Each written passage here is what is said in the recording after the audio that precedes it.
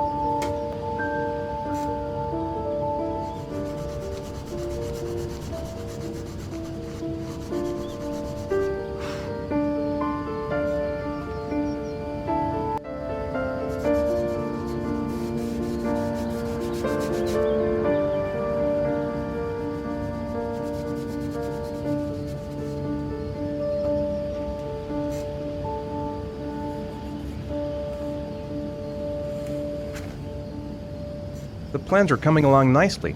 Should be finished by Monday.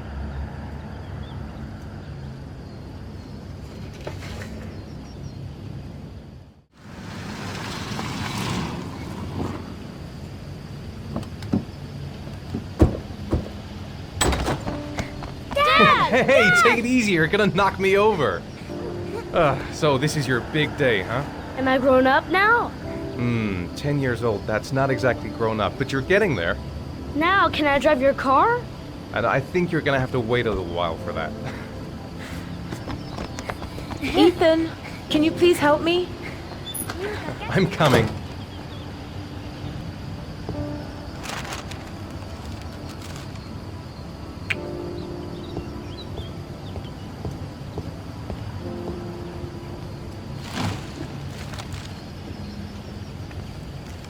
They've been so excited since this morning. I could hardly keep them in line in the supermarket.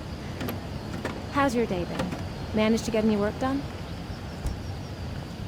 I made some pretty good progress. I've just got to work on a few more details, and then I should be ready to present the plans to the client. I've got a billion things to do. It'll never be ready before Jason's pals arrive. Can you please help me? There should be plates in the living room cupboard. No problem, leave it to me.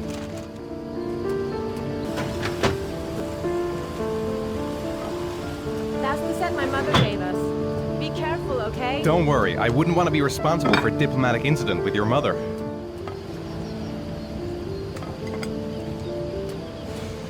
Ethan, I don't know if I've already told you this today, Mrs. Mars, but I find you very attractive. You're not so bad yourself, Mr. Mars.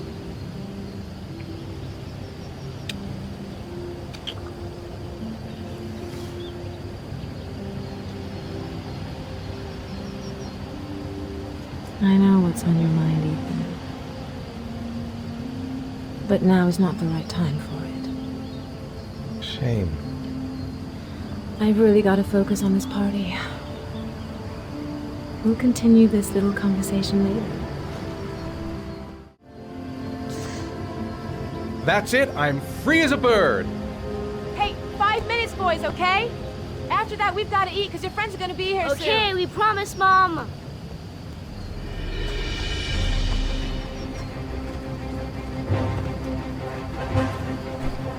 This time you're done for. You're gonna pay for all your crimes, evil one. Ha! Surrender, weakling. Say your prayers.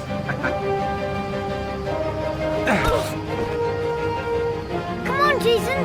Hi-ya! Give up. I am victorious. Watch out! Oh! Attack! Attack! Whoa! Ah! Pay for that. Oh, that's gonna leave a mark. Yeah, Jason! Ha! Continue! Watch out! Yeah! Ha! Ha! Go, Jason! Yeah! Yeah! No! My life. Scum. Food's ready, kids. You coming in? Sean? Lunch is ready. I'll go get him.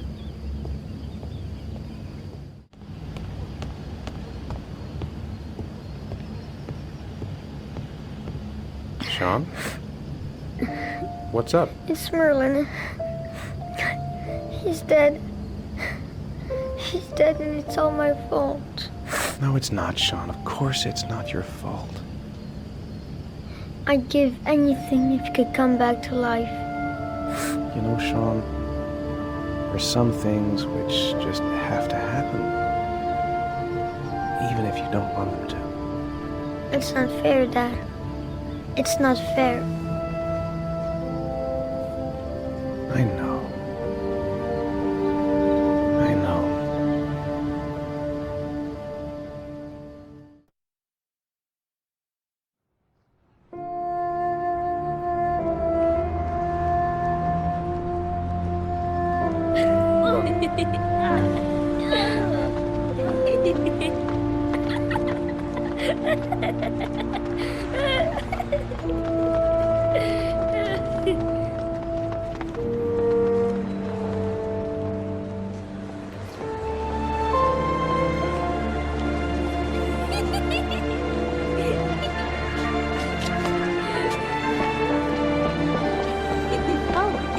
I'd like to have a quick look at some shoes for Sean. Can you watch Jason for a minute? I promise, we won't be long. Sure, no problem. We're not going anywhere, are we, Jason? Come on, honey.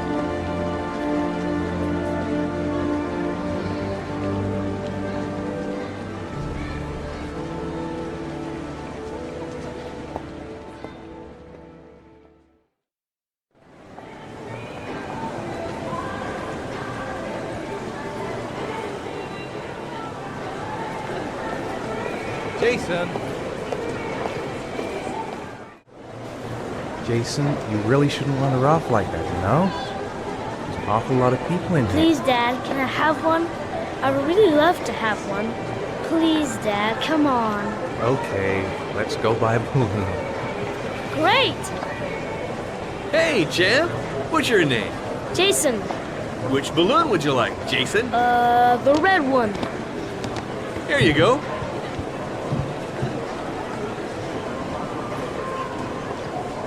That'll be $2, sir.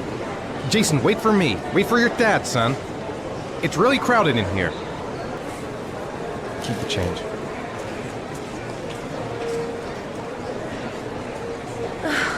It is impossible to try on a pair of shoes with this crowd.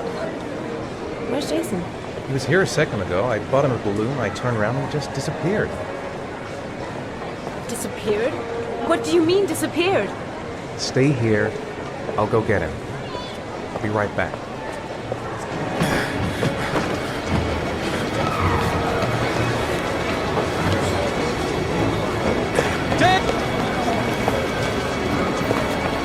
Jason!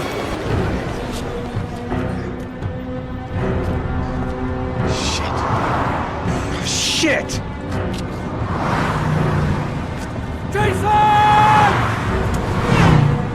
Dad!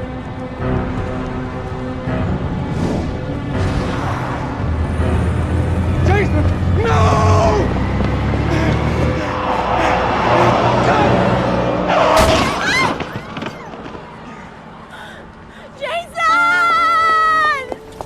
Jason! Oh my god, no! No! No, Jason! Oh my god, no! No! Oh my god. No!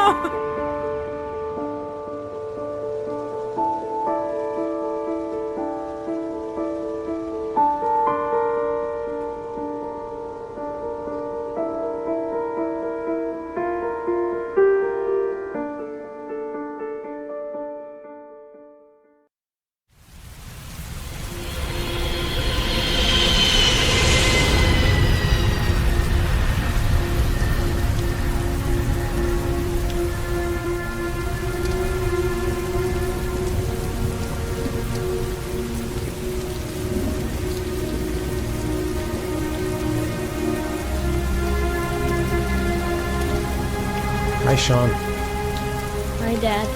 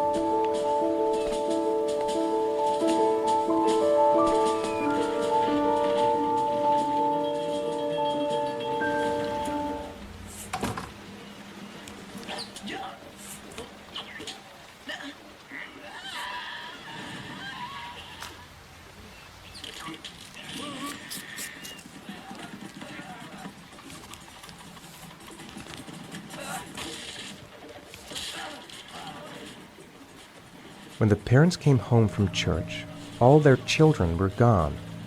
They searched and called for them, they cried and begged, but it was all to no avail.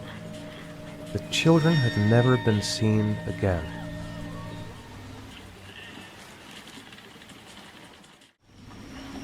Sean, do you want to do your homework now?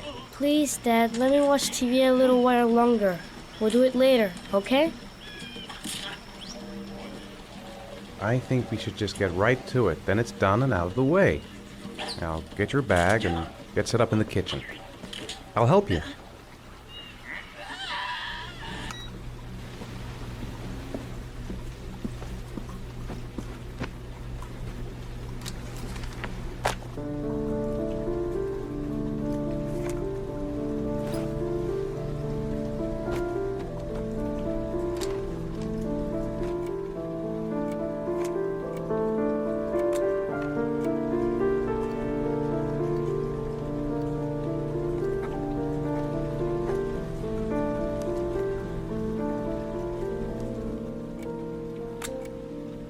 Dad, I'm finished.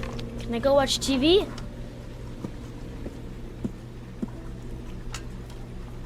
Let me have a look. Pretty good. Looks like you're done. Off you go.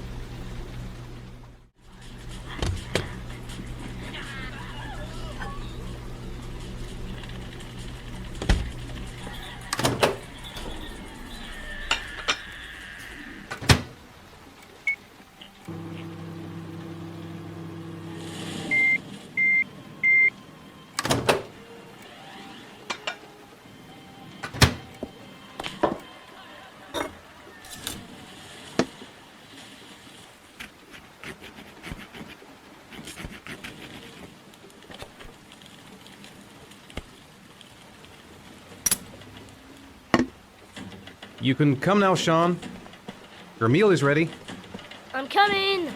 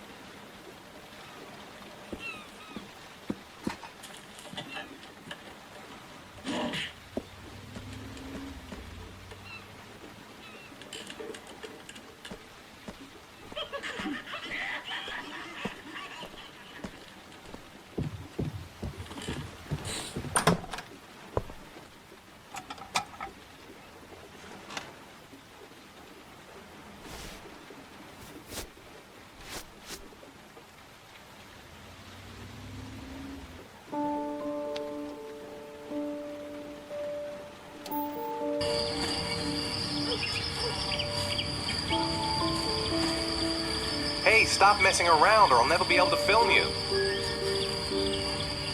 What do you want me to do? I don't know. Oh, yeah, Jason, tell me what you want to be when you grow up. I don't know. Maybe a fireman or an astronaut. Oh, wait, I know. I'll be a dinosaur hunter. I'll make video games. And here's the most beautiful mother in the whole wide world. Oh, Ethan, stop. Don't film me. You know I don't like it. Hey, Dad, film me. I'll show you how fast I can run. Yeah, me too, Dad. I can run really fast, too.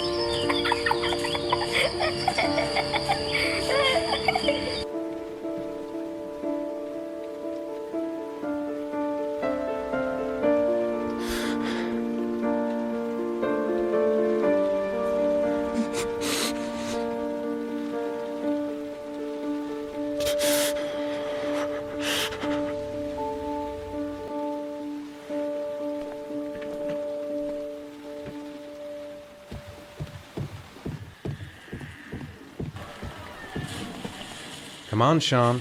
It's time for bed. I'm not tired yet. Can I stay up a little longer? Now, that's not very reasonable, is it? You have school tomorrow. You have to get some sleep. All right, I'm going. Are you coming with me? Go brush your teeth and put on your pajamas. I'll come up.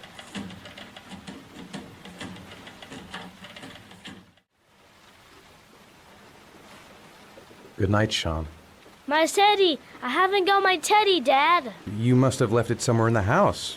Do you have any idea where it could be? No, Dad. Please, I can't sleep without him. All right, I'll have a look around and see if I can find it, okay? Thanks, Dad. Good night, Sean. Night. Dad, Yeah? why do you look so sad? I think I just need some time to get back to the way things were. You know, Dad, what happened to Jason wasn't your fault. Good night, Sean.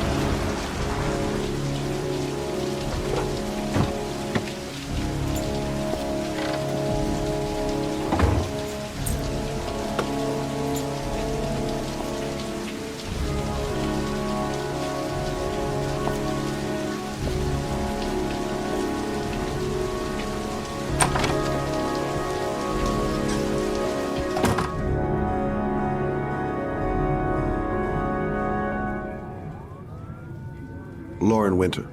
Ring any bells? Nope, can't say it does.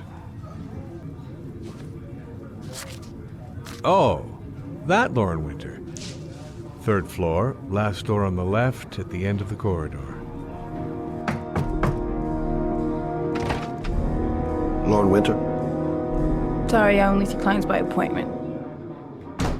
Wait.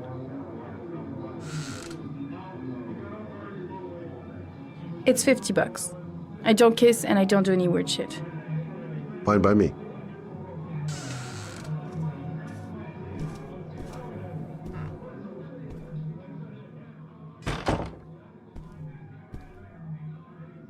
Put your money on the table. You got exactly 10 minutes. When the alarm rings, it's over, okay?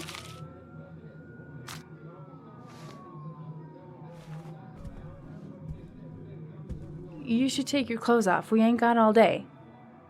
Actually, I'm not a customer. Shit, a cop. I should have known. What do you want, a freebie? Is that it? My name is Scott Shelby. I'm a private detective. The families of the victims of the origami killer asked me to investigate the murders. I came here just to ask you some questions about Johnny. I already told the police all I know and I have nothing to add. Leave me alone.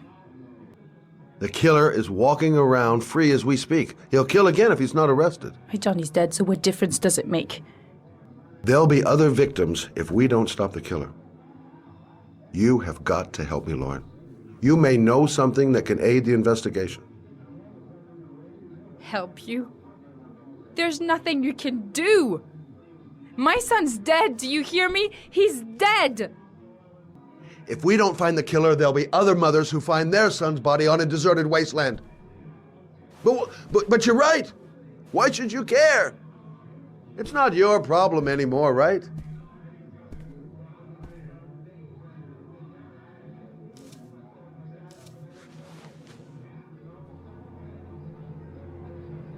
What do you want to know? How did your son disappear? He used to go play with the neighborhood kids after school. It was pouring down something awful that day. I'll never forget it. All his friends came home around 5. All except him. When did you sound the alarm? About 8 o'clock. I began to get worried. I went all around the neighborhood. I went to the wasteland where they like to play. I went to see his friends. I called the cops about 10 o'clock.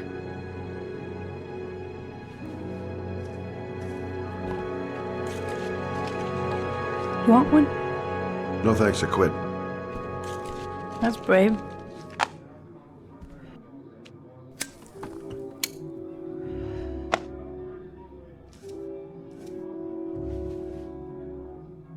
Do you know if they found anything on the wasteland? Any leads or witnesses? No. He said he must have run away and he'd probably end up coming back.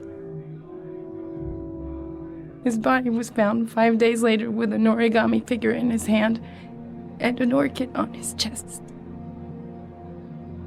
Did you suspect anyone after he disappeared? I meet a lot of pretty shady characters in my line of work. Sure, I thought of it at first.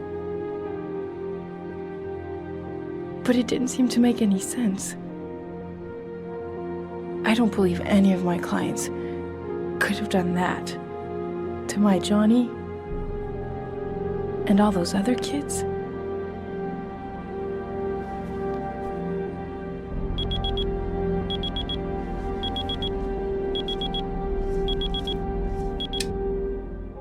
Time's up, Mr. Shelby. I hope you got what you wanted. Now get out of here.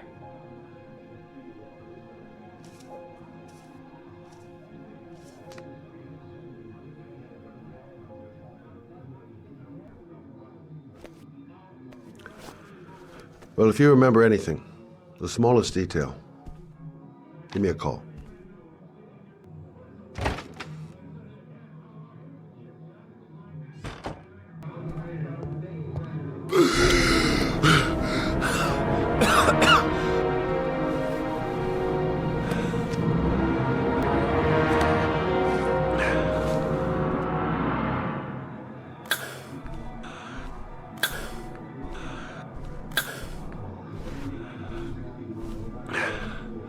Lauren! Lauren, open up, baby. It's me. What are you doing here? I already told you I don't want to see you anymore. Sorry, Dal, but I really wanted to see ya.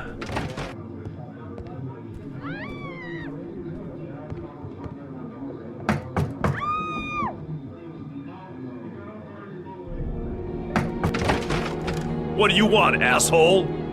Lauren, is everything all right? She's just swell. Now beat it, loser! You again? If you're looking for trouble, you found it. I'm gonna beat the shit out of you. Oh!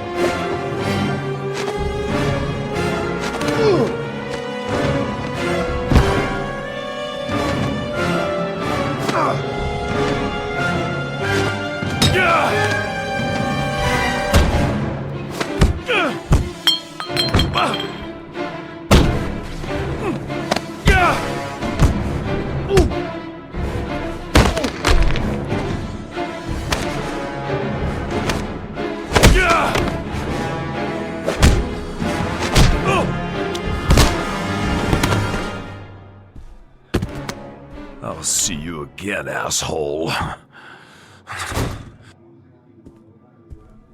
Are you alright? Better than him, I guess. Who is he? An ex-client who thinks he owns me. He was getting violent, and I told him I didn't want to see him anymore. Well, you should be careful. He'll probably be back. Sorry about the mess. Mr. Shelby, Yeah. thanks.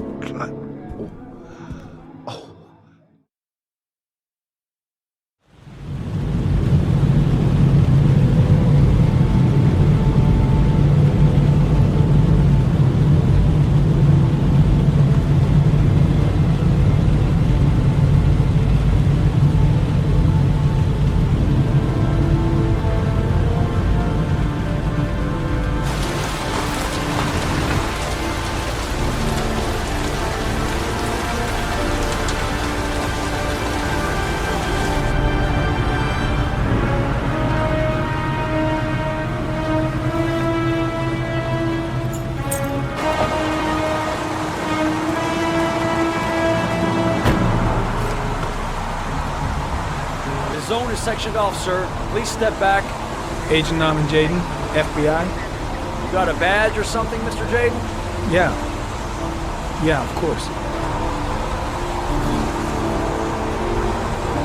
Check. You can pass. I'm looking for Lieutenant Blake. Is he around? I saw him arrive earlier. He's here somewhere.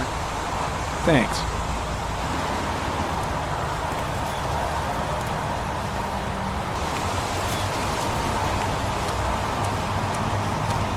Lieutenant Blake? I'm Agent Norman Jaden from the FBI. I went by your office this morning. They told me to be here. Now, if you're looking for rain, dead bodies, and highways, you come to the right place. Mike, will you tell that asshole with the bulldozer to stop for 5 minutes? I can't hear myself think here. Right away, Lieutenant.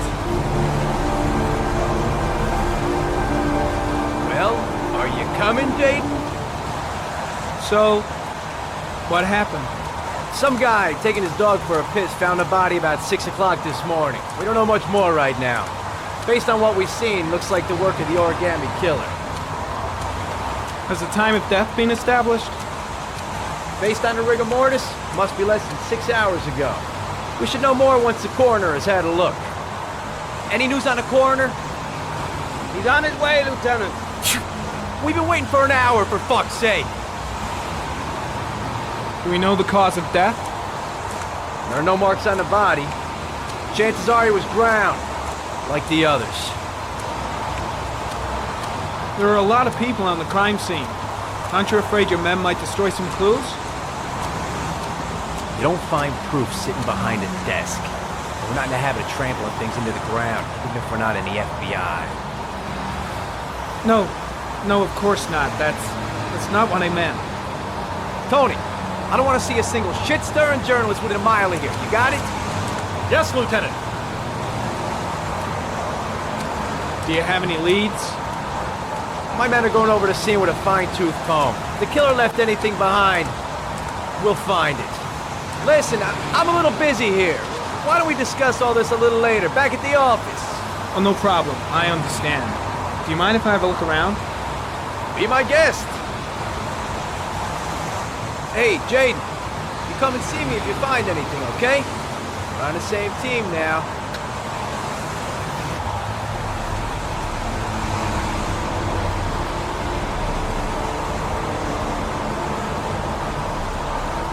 Video memo recording, Agent 47023, Norman Jaden, Tuesday, October 4th, 2011.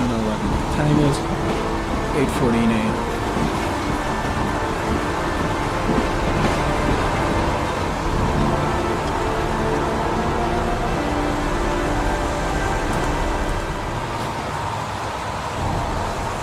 Harry, comment. The victim is lying on his back.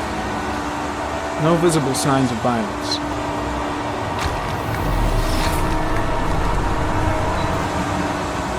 Superficial wound on the right thigh. Blood analysis suggests it could be post-mortem.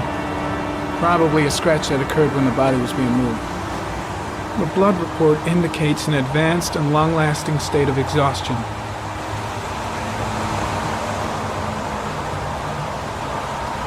A small origami figure in the right hand. Fingers were probably closed after the time of death. The victim is Jeremy Bowles, declared missing 5 days ago. See reference file. An orchid was placed on the victim's chest. His face is covered with mud, like the other victims.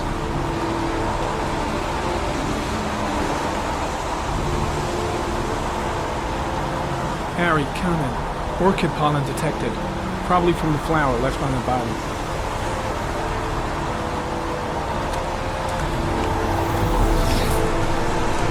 Harry, comment. Pollen particles disappear in the tall grass. It's probably the end of the trail. Harry, comment. Traces of blood on the railroad track. Analysis confirms it comes from the victim.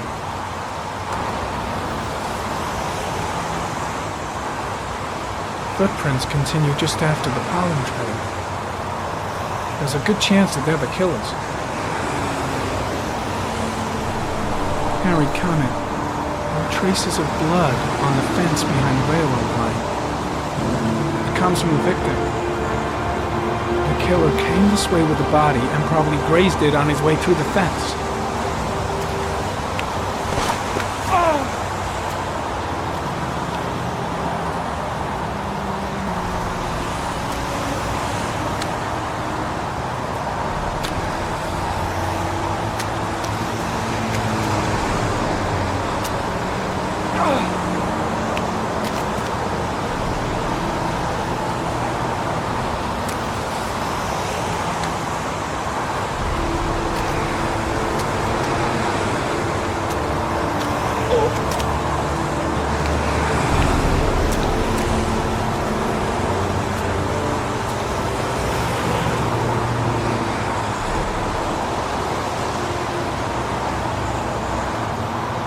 There's a good chance that they're the killers.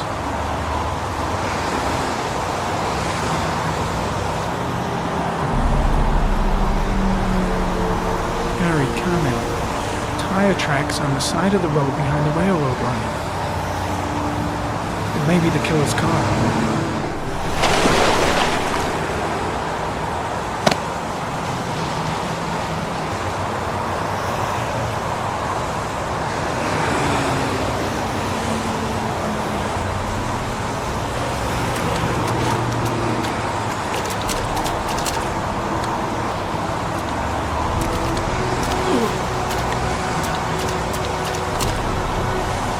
Back to the office. You staying?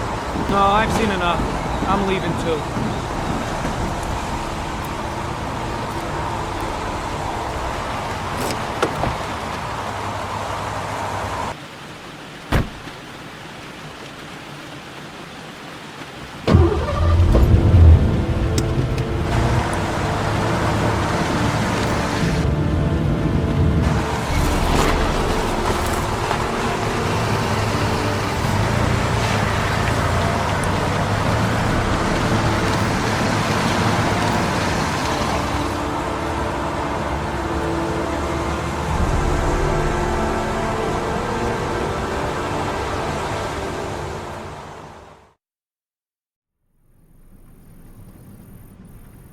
A butterfly,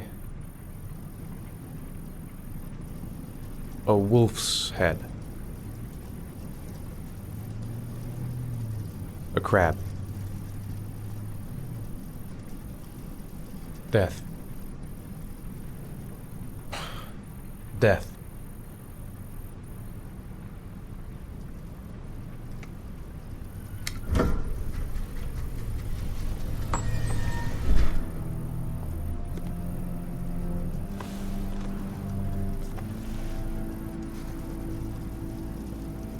I have the results of your MRI scans. Everything seems to be normal. There is no physical damage from the accident. However, I am worried about your psychological condition. I know it's not easy, but you've got to start over, Ethan. You're not responsible for what happened. It's my fault Jason is dead. He'd still be alive if I'd been looking out for him. It was an accident. Accidents happen every day. You can't blame yourself forever for your son's death. How is Sean? I know he's disappointed in me. I'm not the father I used to be. He's a great kid, you know. He deserves better. And what about you, Ethan? What do you feel?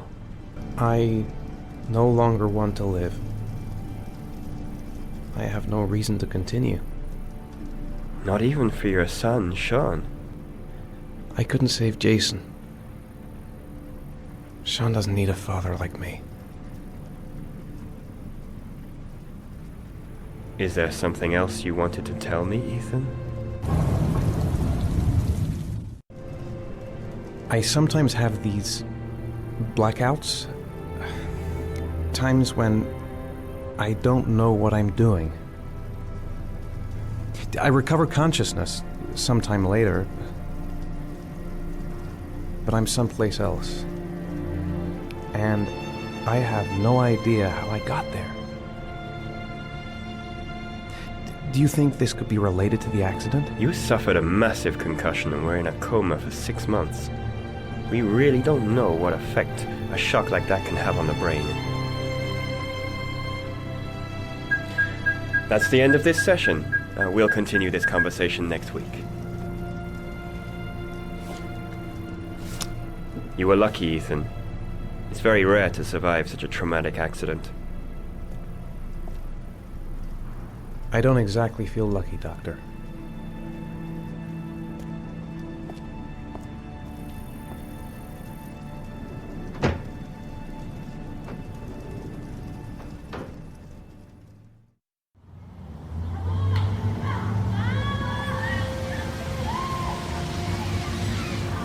How did things go at school today?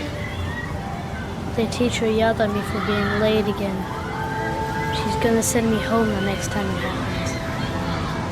I'm sorry about that, Sean. Next time, we'll really pull it together, okay? Aren't you gonna go play with the other kids? I don't feel like it. Is something the matter, Sean? No, I'm alright.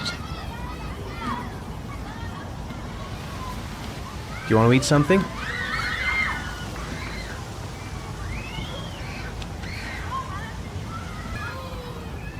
I haven't been on a seesaw in a long time. What do you think? Yeah! Come on, Dad, make me fly!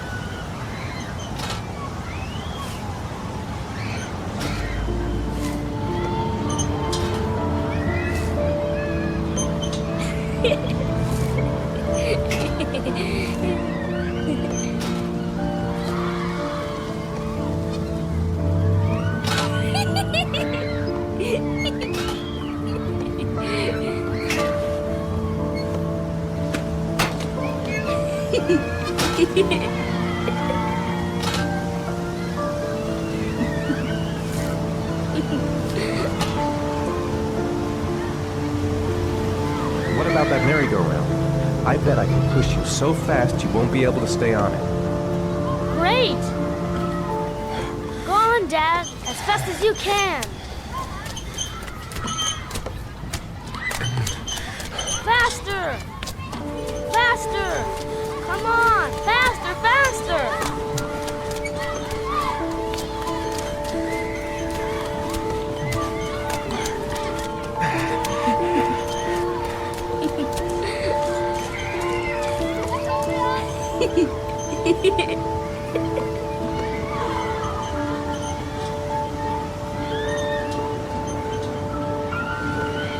Whoa!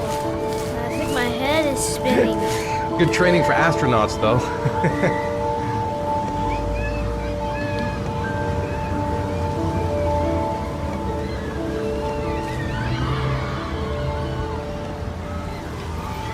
Looks like rain's coming.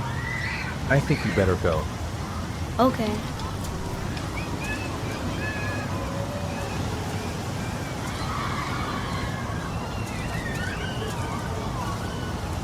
You know, sometimes I remember before. I mean, when Jason was still here. Sometimes I wish everything could just be the way it was before. Me too, Sean. Me too.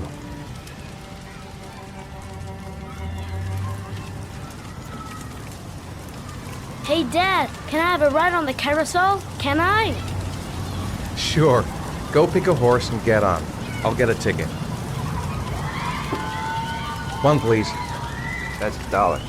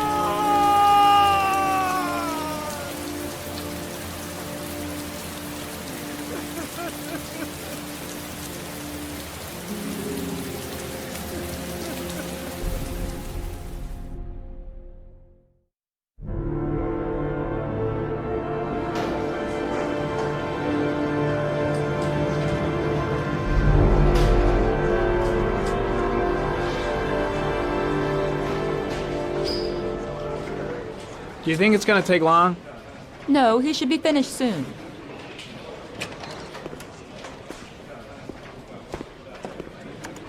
I'm off, Charlene. I'll look at the reports later. Oh, cancel all appointments for this afternoon. Okay. Oh, Captain. Agent Norman Jaden from the FBI is here. Jaden, of course. We've been expecting you. I'm in a bit of a hurry. Do you mind tagging along? We can talk as we walk. Yeah, of course. I wanted to introduce myself before getting started, but perhaps there's a better time. No, it's fine. I just have to get to the press conference. We have them every day now. Believe me, it's not always easy finding something to tell them. Fortunately, today we have some news. Have you met Lieutenant Blake yet? Yeah, we met this morning. He has his own methods, but he's a good cop. I'm sure you'll get on well together. Do you know how to tie a knot in a necktie? I guess. To be frank with you, I could have done without the FBI on this one, but the press are all over us. This origami killer case crept up on us, and it's fast becoming a national concern. There are hundreds of killers in this country, but what do you know? This guy is exotic. He leaves flowers and origami figures. Work that one out. Then the press get onto it, and we suddenly become the center of the universe. I'm here to arrest a serial killer. With all due respect, sir, the rest of it, it's none of my business. No, of course not. All I'm asking is that you make progress, and fast. The press want a perpetrator, and we're gonna have to serve him up on a silver platter. Not bad. Oh, go see Charlene. She'll show you to your office. Check in on the press conference if you're interested. It'll give you an idea of the political climate around here. Thank you, sir. Welcome to the club, Jaden. I'm ready to start. Maybe we should kick off by talking about the case? I have some work to finish here. Let's talk about that later if you don't mind. Okay. No problem. Just let me know when you're available. Nice watch. Oh, it's the present we offer to our new lieutenants. We bought the same model each year for the past 20 years for each promotion. It optimizes everybody's time, and it's the kind of thing that always goes down well. You can contribute to our fund if you like. We're still a few dollars short. Congratulate Larry on my behalf. I'll be sure to do that, sir. Captain Perry said you could show me to my office? Yes, of course. Follow me.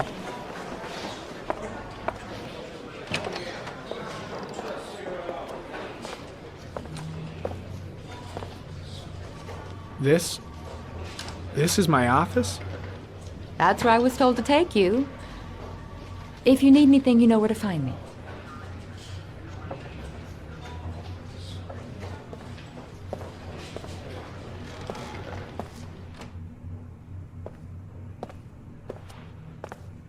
Okay, time to work.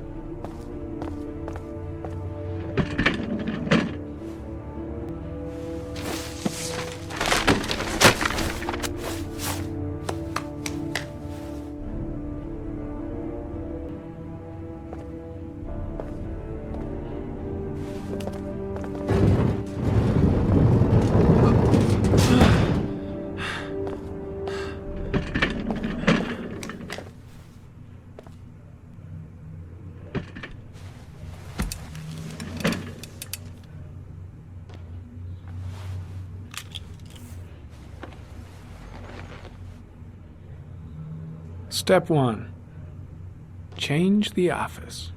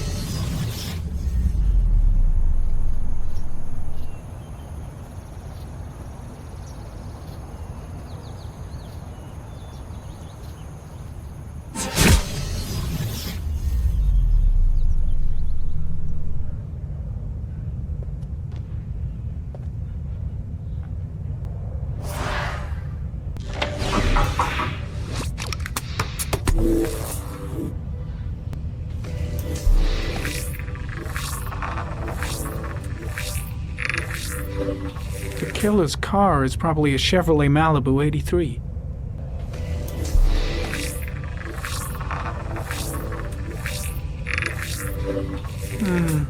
A common species. That doesn't help much.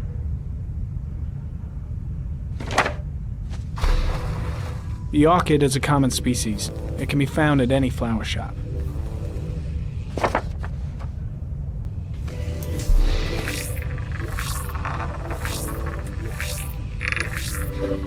No prints or specific clues. Nothing much to go on. Just one origami store in town.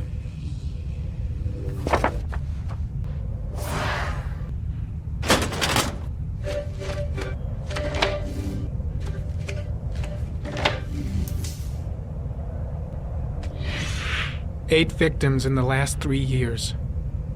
All boys, aged between 9 and 13. No signs of violence. The victims disappear from public places in broad daylight. No one notices anything. Bodies are found 3 to 5 days later, drowned in rainwater.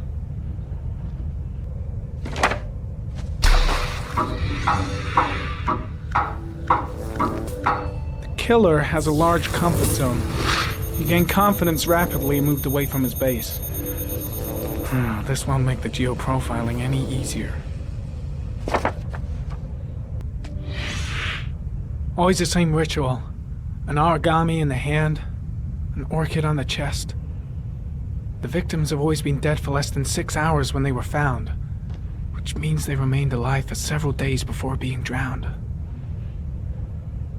Over 3,500 people questioned. Over 100 suspects interrogated. Not a single lead to go on. The killer is white, aged between 30 and 45.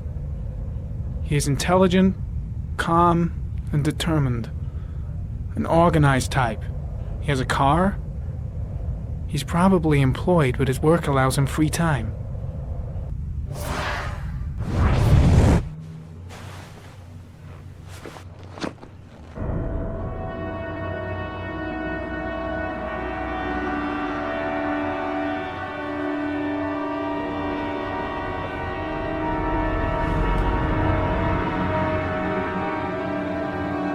Here we go again. I better go wash my face.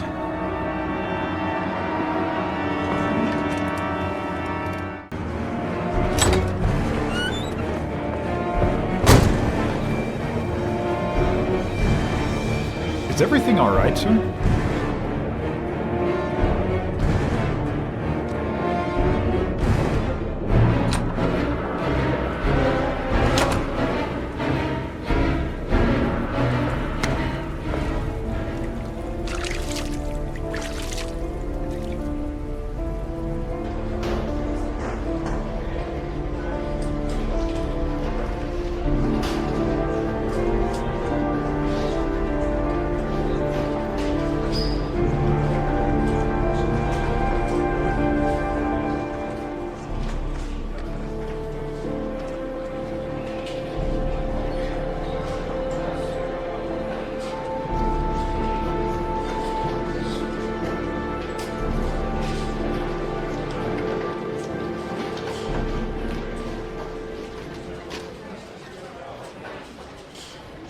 This is Lieutenant Blake, Mr. Marshall. Could you please tell him what happened? It was this afternoon. I went to the park with my son, Sean. We played together for a while, and then he wanted to go on the carousel, so I put him on one of the wooden horses, and when I turned back, Sean had disappeared. Exactly what time did you arrive at the park? Try to remember exactly, Mr. Mars. Every detail can be important. It must have been about 4:15. Yeah, that's it, 4:15. I remember exactly because I looked at the clock in the park when we arrived. What was your son wearing when he disappeared? He was wearing a coat. A beige coat. And a pair of pants. Green pants. How could Sean have disappeared without you even noticing? Weren't you right by the carousel? I went for a short walk around the park, just for a few minutes. When I got back, the carousel had stopped, and Sean wasn't there. You say you took your son to the park after school, but you didn't report him missing until 8:15. Why did it take you so long to contact the police? I searched the whole neighborhood for him. I thought he couldn't have gone far. Did Sean have any particular difficulties, Mr. Mars? Anything that might have caused him to run away? No, I don't think so. Everything okay at school? Any particular problems between you and your wife? My wife and I have been separated for the last 6 months. But Sean would not have gone off without telling his mother or me. All right. That's all the questions I have for now. You're free to go, Mr. Mars. We'll continue to look for Sean overnight. We'll contact you if we have any more questions. Do you think the origami killer... Listen, your son's probably just run off and he'll turn up in a couple of hours. But what if it is the origami killer? Well, then we have about 4 days to find him alive.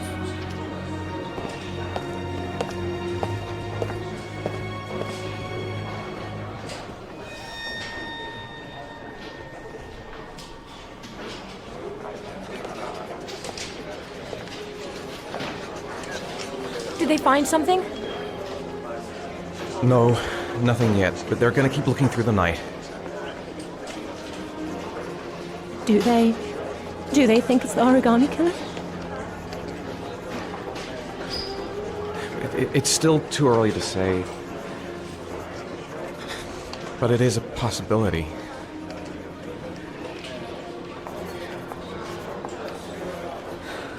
What happened, Ethan?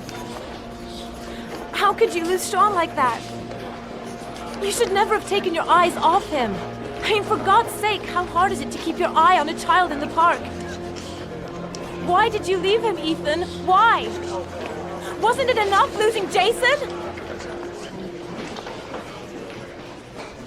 I'm sorry. It's not what I meant to say.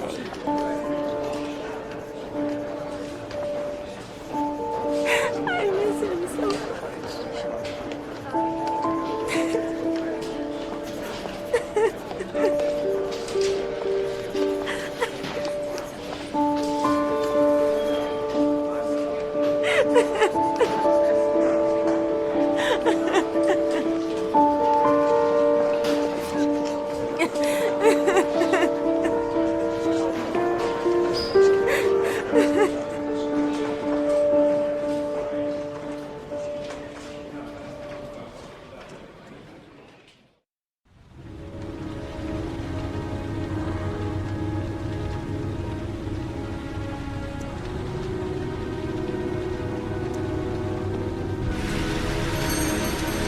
Good evening. Good evening to you, sir. Can I help you, sir? Well, I hope so. My name's Scott Shelby. I'm a private detective. I'm investigating the case of the origami killer. I'd like to ask you a few questions. My son is dead, Mr. Shelby. I have nothing more to say. I also lost someone I loved. I know what you're feeling. Then you will understand that I do not wish to talk about it. The killer has kidnapped another victim. A 10-year-old boy. Like your son, Risa. I have 4 days before we find his body on a deserted stretch of wasteland. No one did anything to save my son. Now, you would please to move along, sir. Oh, do you sell inhalers? I'm all out, and at least I won't go away completely empty-handed. In the back of this store, to the right. Thanks.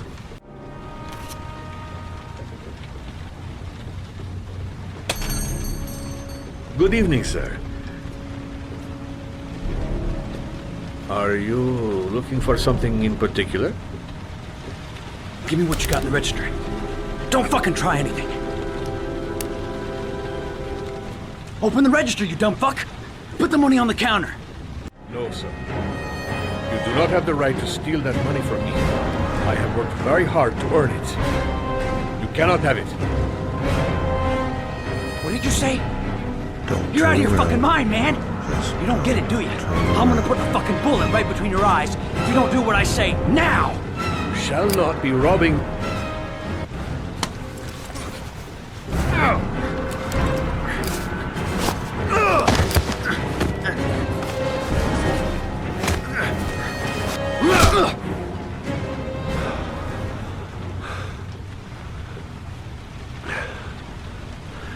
Thousand thank you, sir.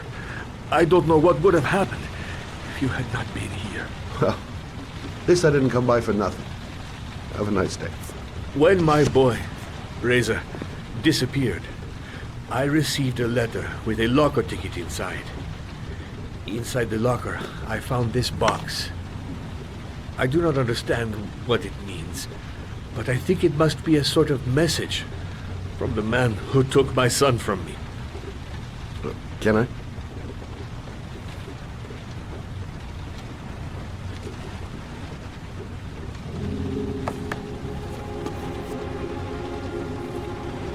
Please, take the box if it can be of any use to you at all.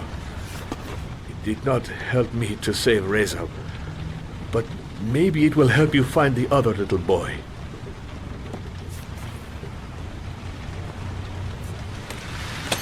Mr. Shelby, I was beginning to think that there was no good to be found in this place. I can see now that I was wrong.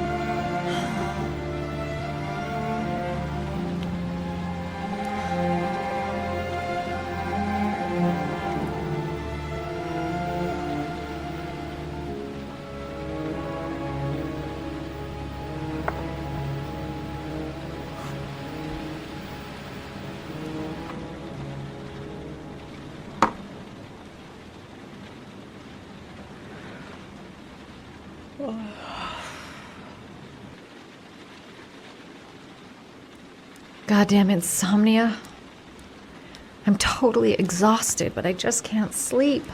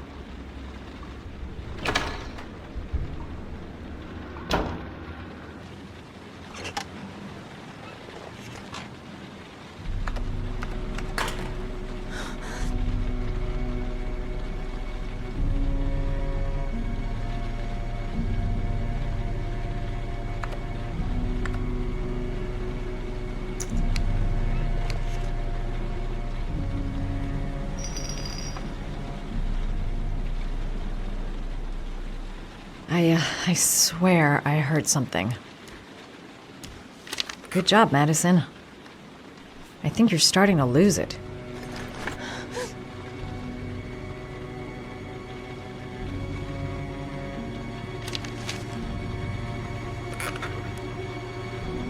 I swear that shadow just moved. It's freaking me out. Girl, get a grip. The door's locked tight, and you're home alone.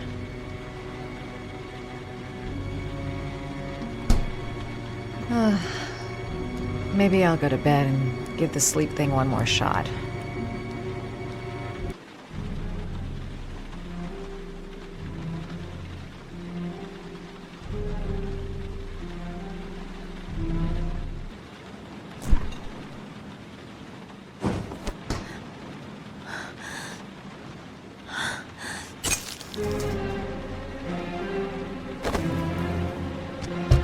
There's someone here. There's someone in the apartment. The phone on the desk. I could call for help. The front door. It's the only way out. If I can reach it, I still have a chance.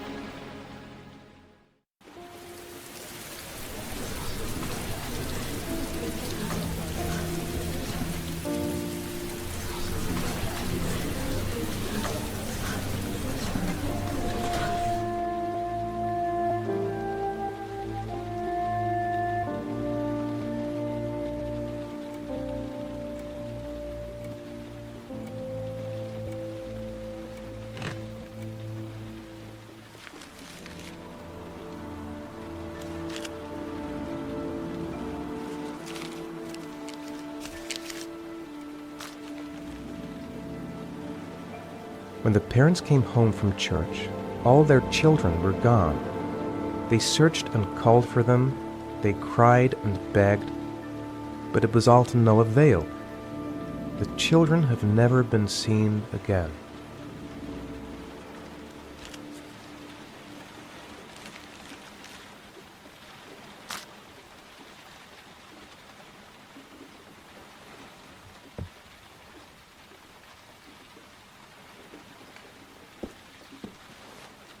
I have to get out of here and find out what this ticket is about.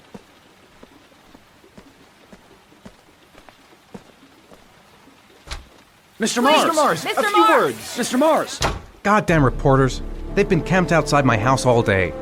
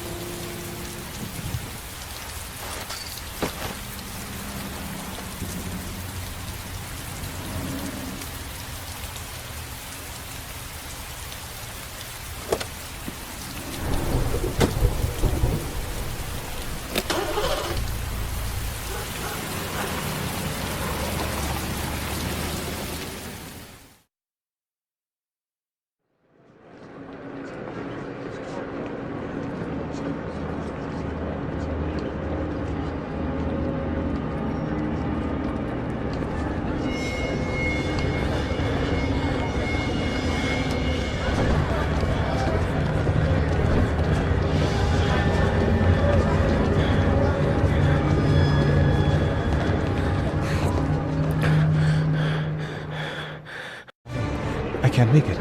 Too many people. Too many people.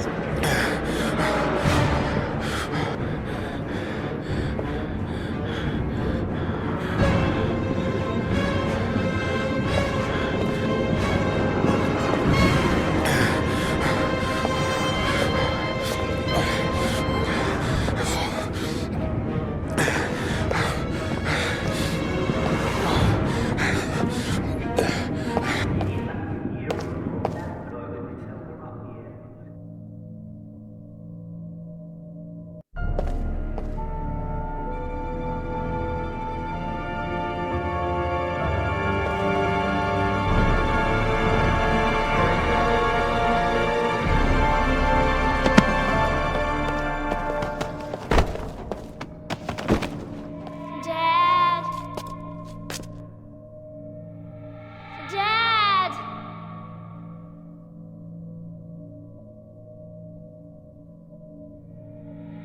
Dad, where are you? Jason!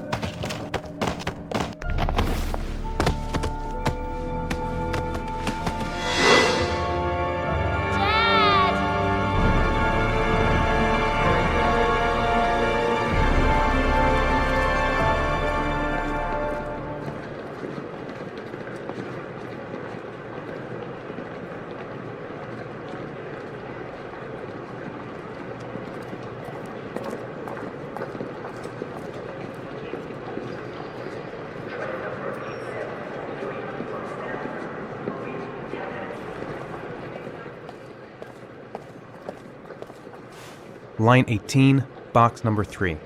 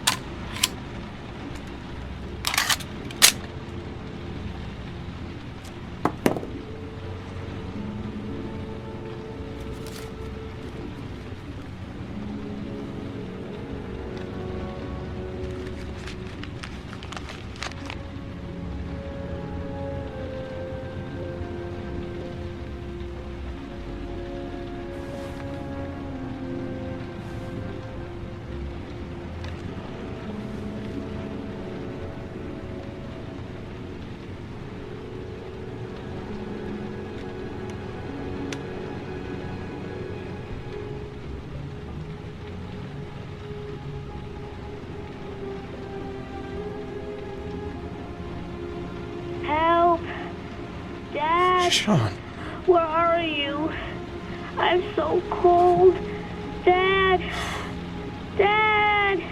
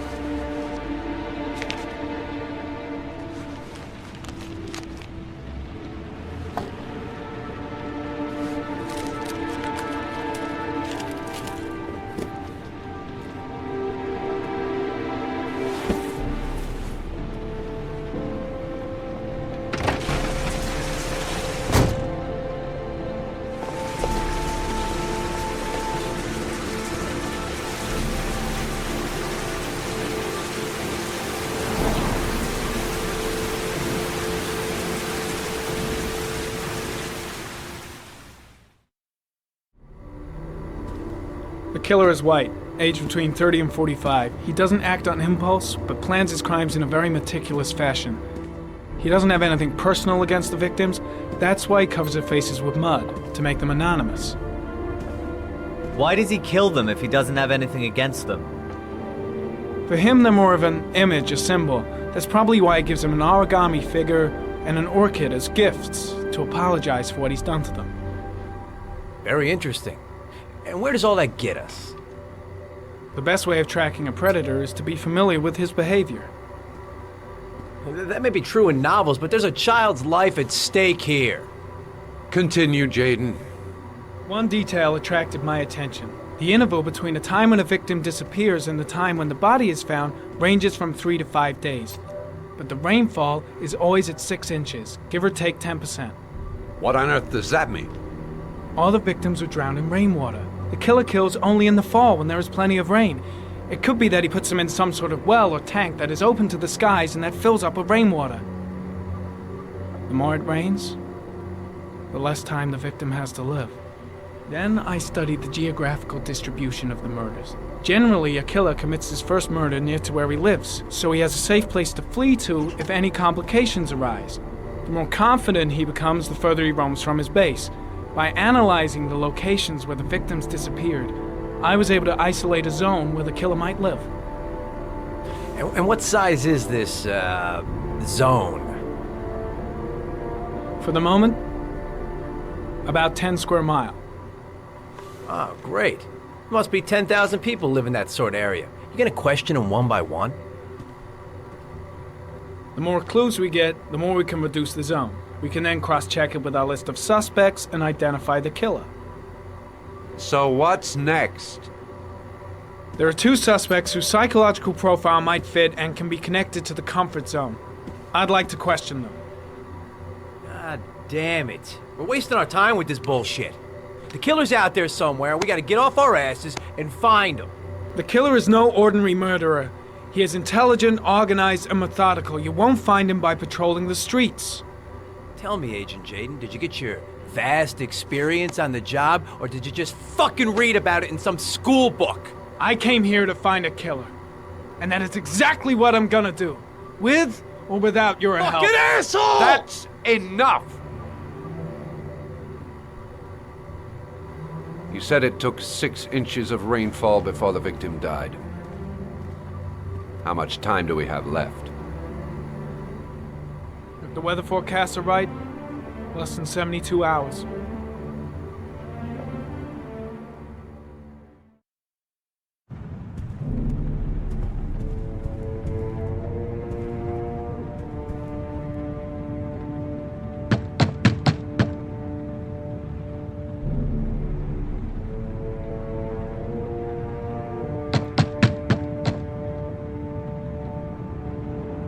No answer.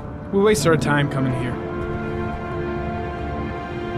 Maybe we should have a little look inside anyway. There's nobody home.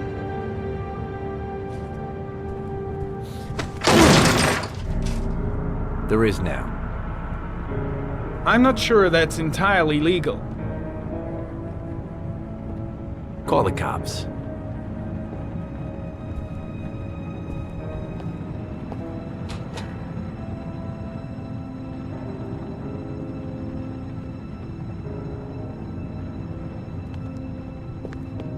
Looks like Nathaniel Williams is a pretty religious guy.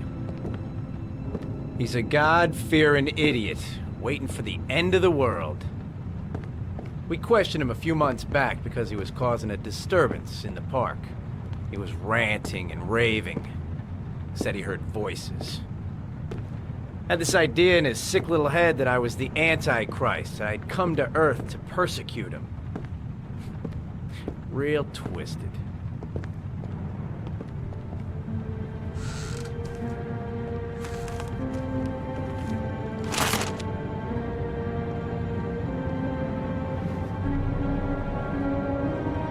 Good timing, Nathaniel.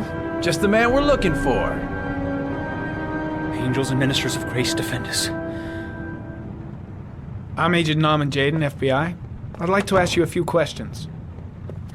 As God is my witness, I haven't done anything. I'm innocent. Relax. Nobody's accusing you of anything. We just want to talk. Nathaniel, do you remember where you were last Tuesday at 4:30 p.m.? Here? I was here. I was praying. All day. Was there anybody with you? No. No, I was alone. Why all the crucifixes? Are you afraid of something? The hour is nigh, and the wrath of God shall strike men down.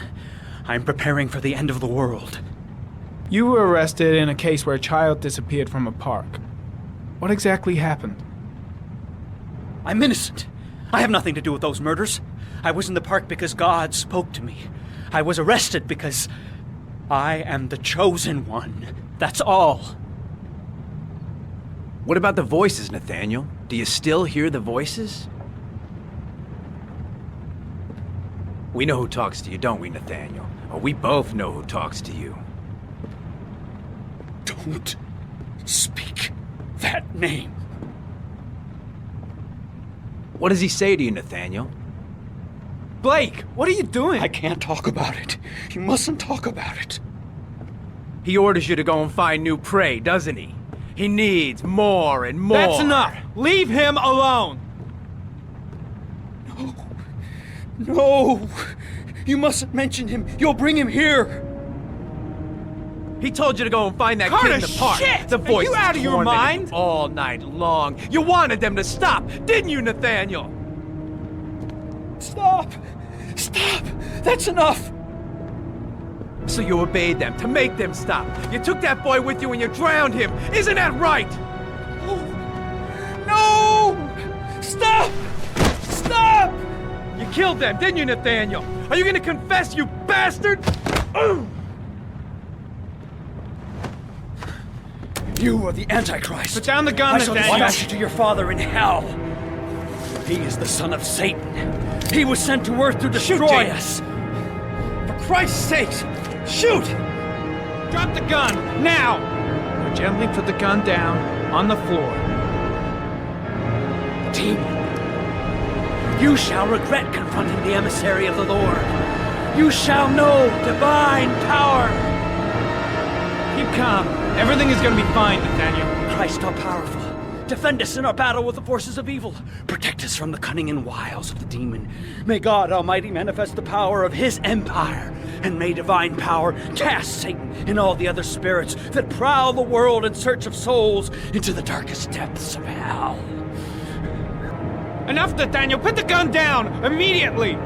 Back away. Slowly.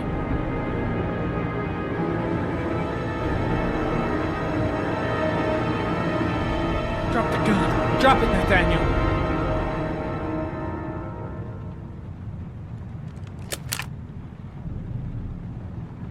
Put your hands on your head. Turn around.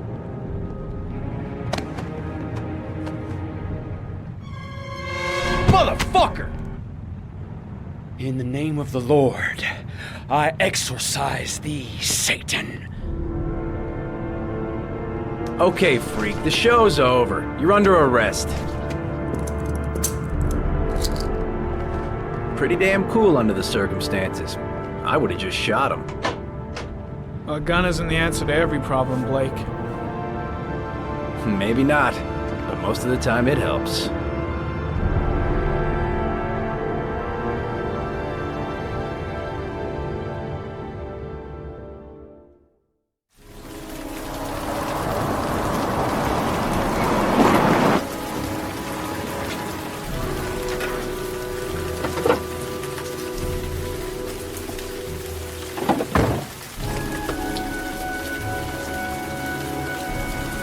Susan Bowles, mother of the origami killer's latest victim. Maybe she knows something about the circumstances surrounding her son's death.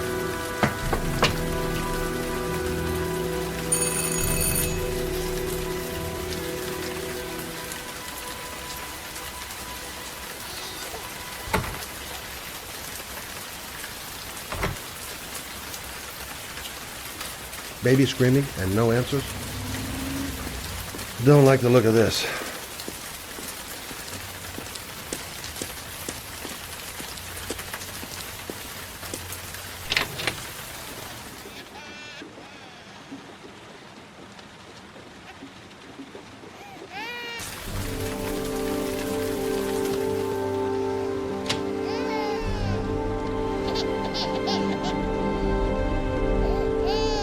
Mrs. Bowles. Anybody home? Oh, Jesus.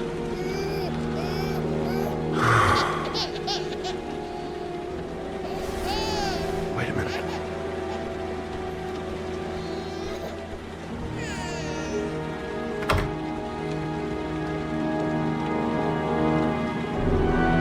Mrs. Bowles?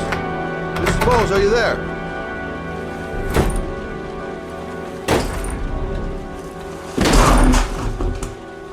Shit.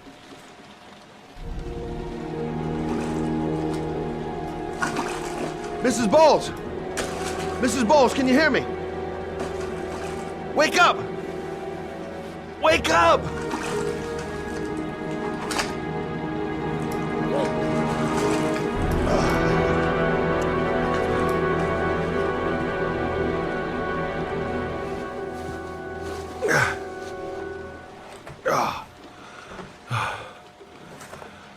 I'm gonna call an ambulance. No, I don't want to go to the hospital. Please. Okay. You got something around here I can dress this wound with? Yeah, I think so. Okay, don't move. I'll be right back. Let's see. I need this, and this, and this.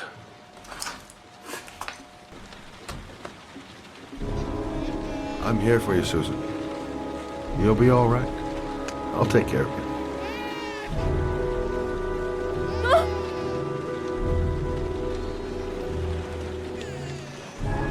Stay with me, Susan. Susan, do you hear me? Susan, stay with me. Can you hear me? Stay with me. Okay, come on.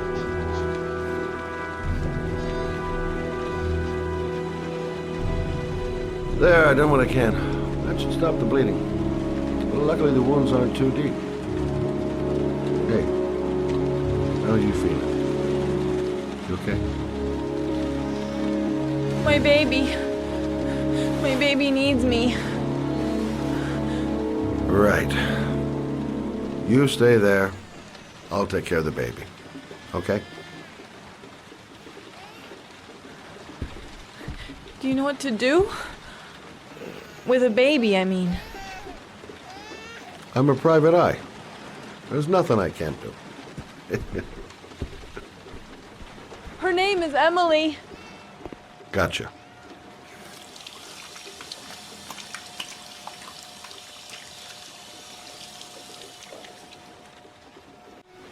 Hi there, Emily. So, what seems to be the problem, huh? Oh! Going by the smell, I got a pretty good idea.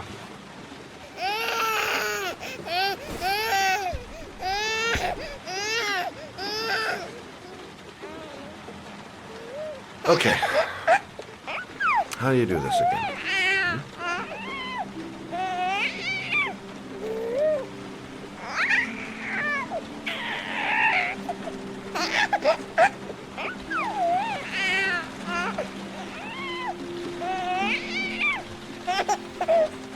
There you go, fresh new baby. That should feel better. Right, Emily?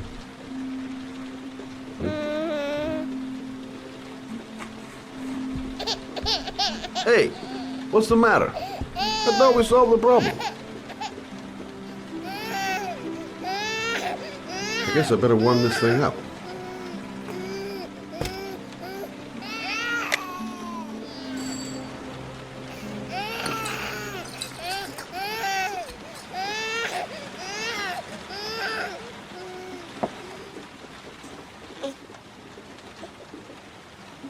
Oh, Emily, are you hungry? Huh? You hold on. I'll just tilt this bottle a little bit so you don't choke.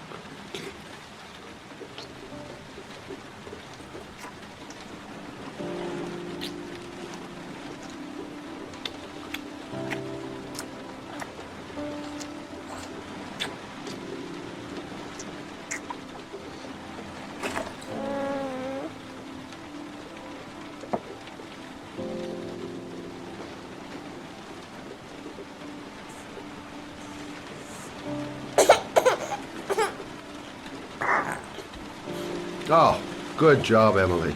Hmm? You're feeling good now, right? Now, I'm gonna rock you very gently so you can have a nice little snooze. Okay? All right.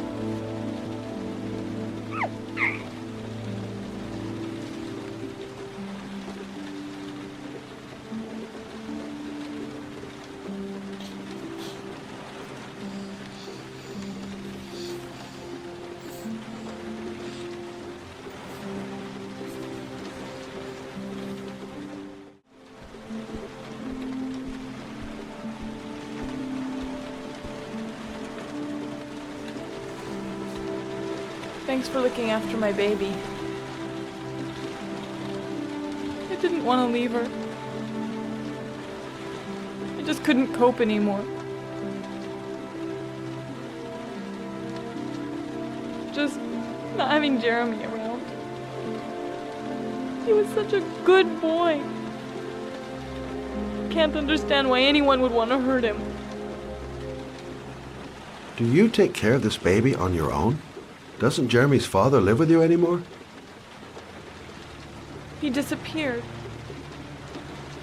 The day after Jeremy. I don't know what happened to him. Maybe he couldn't take it. Ever since I've had to look after Emily all on my own, and I couldn't do it anymore. I understand. Did your husband say anything before he disappeared? Did he leave a note or something? No. He left the house without a word, and there was just the cell phone. A cell phone? Yeah, I found a cell phone in his dresser. I'm sure it wasn't his. I'd never seen it before. I tried to turn it on, but it didn't work. Do you still have it? Yeah, it's in a drawer in the living room. You can have it if you'd like. I'm sure it's of more use to you than to me. Do you have any family or anybody to help you? Yeah. My mother. I didn't want to ask her for anything. We don't really get along. But I guess I'm out of options. Well, look after yourself. And Emma. I will. I promise.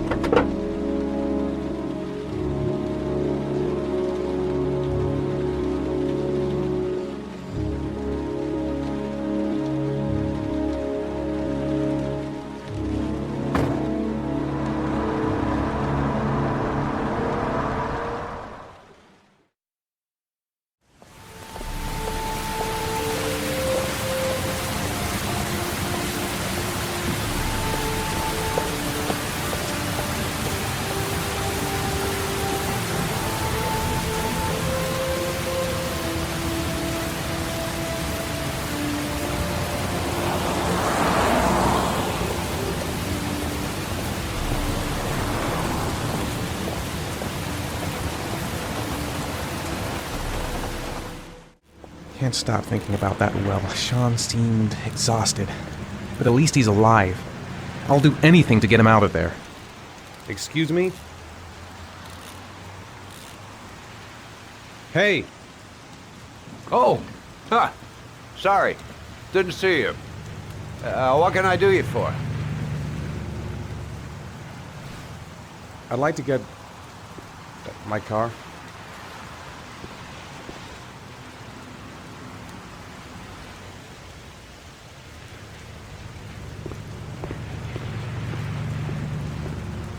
Hey, you're a pretty patient guy, you are. That car's been there for 2 years. We took it out for a drive every month and checked the tires and batteries, just like you said. Here, it's the third Thanks. floor down, the service elevator. Ah, you have yourself a good one, Chief.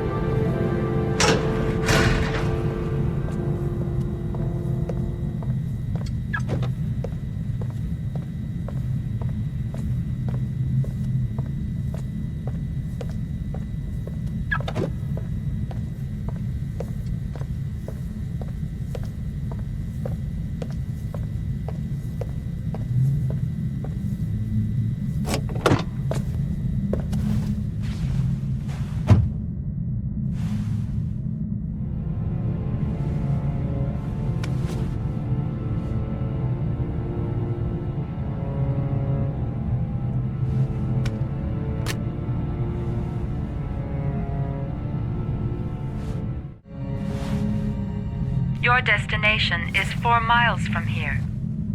Leave the parking lot and take the first right.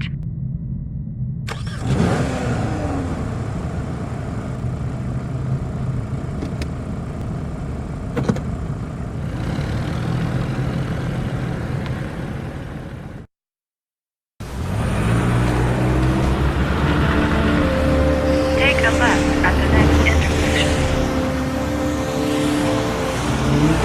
Keep to the right and take the first exit.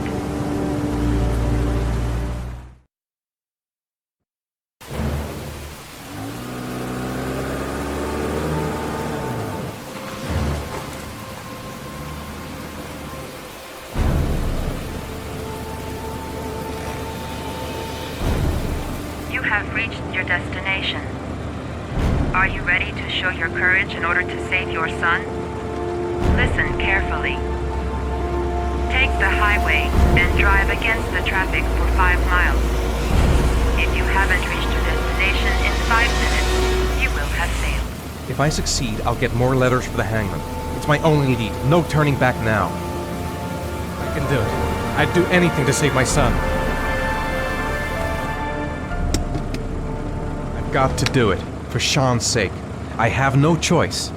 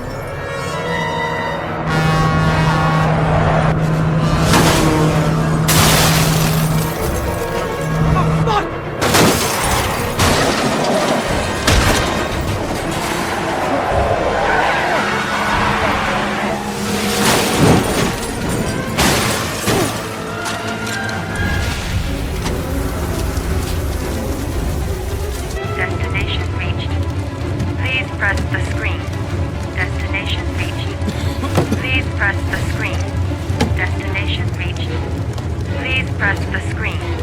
Destination reached. Your reward is in the glove compartment. The key is inside the GPS. Your reward is in the glove compartment. The key is inside the GPS. Your reward is in the glove compartment.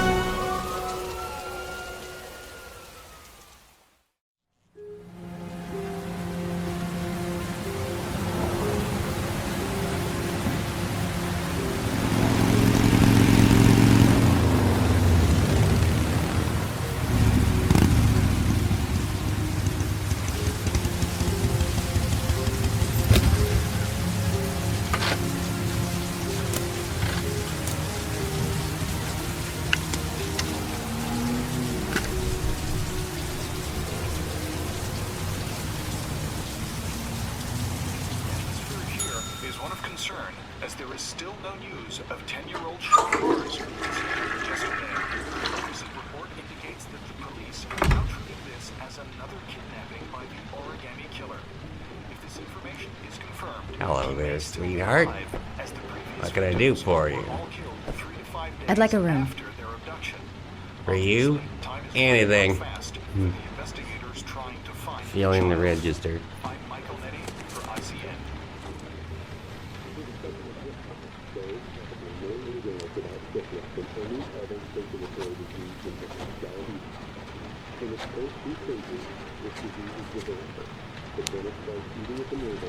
Madison, page 27, single. How long will you be staying with us, Ms. Page? I don't know yet. Room 201. Last floor, stairs on the right, in the courtyard. Thanks. The pleasure was all mine. That's for sure.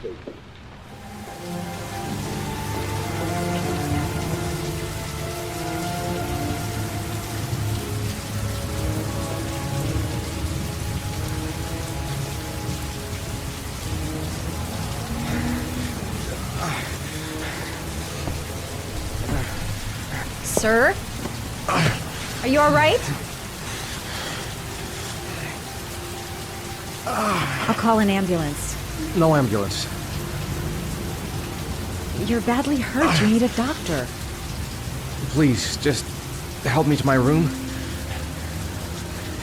It's number 207.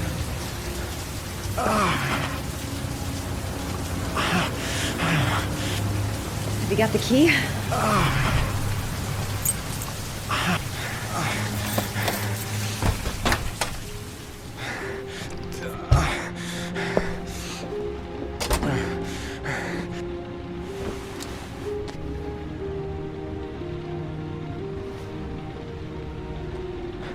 You're really in bad shape. You should see a doctor. Must have one, maybe two broken ribs. It's not fatal. But it's sore as hell. Your head is bleeding. It looks deep.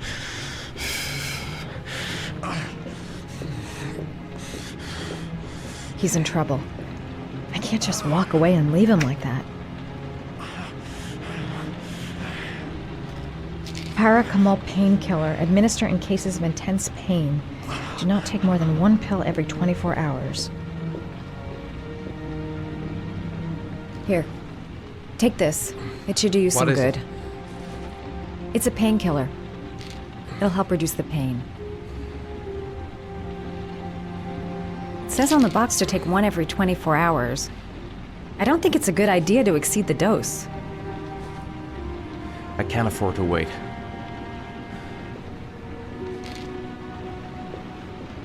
I'm gonna disinfect your wound. This might hurt a little.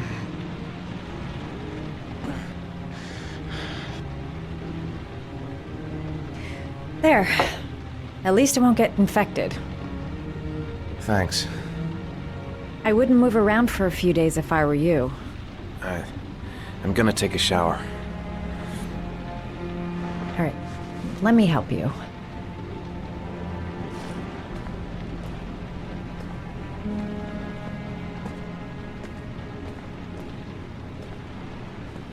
I'll wait here until you come out. Let me know if you need anything.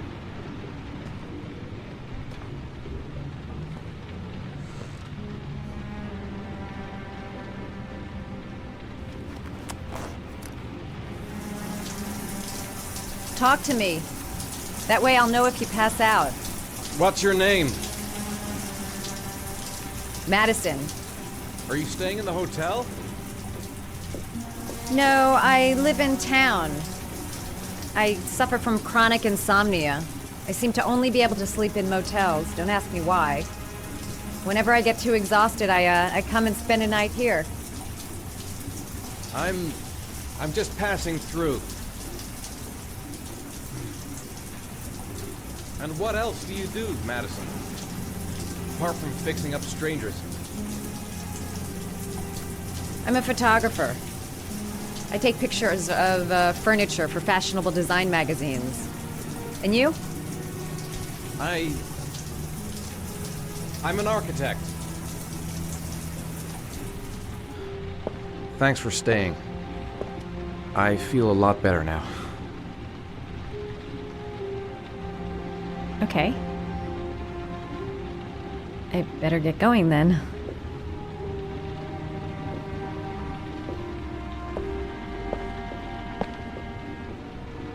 By the way, you never told me your name. Ethan. Be careful, Ethan.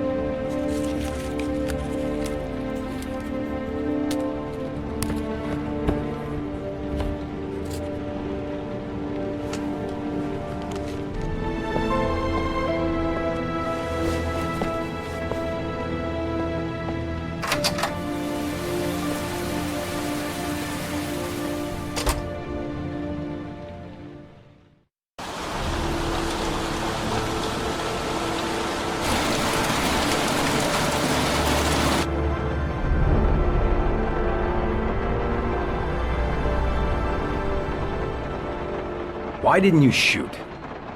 Sorry? Well, back there, Nathaniel could have had a gun. Could have killed me. Why didn't you shoot? I prefer to have all the information before I make a decision. I try to make rational choices when possible. Come on, you had a fraction of a second to react. You could have whacked me before you had time to move. Oh, I'm sorry. I thought you were a tough guy, a street cop who's been through the mill. I didn't think you'd scare so easily. Why don't you fuck off, Norman?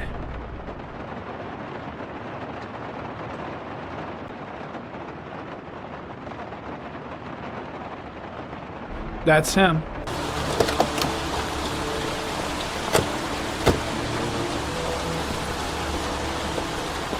Miroslav Korda? Yeah? Lieutenant Carter Blake, I'd like to ask you some questions.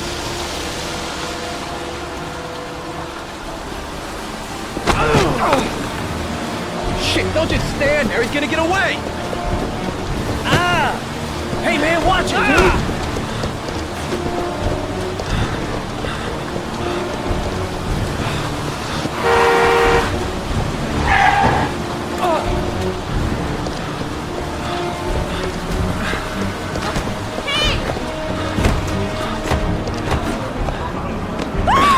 Watch it, man! Whoa!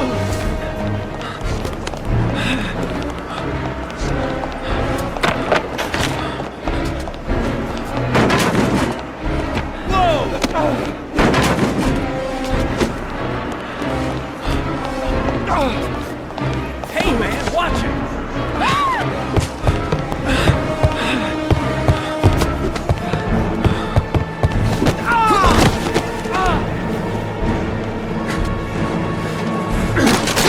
Hey, man, what's your problem?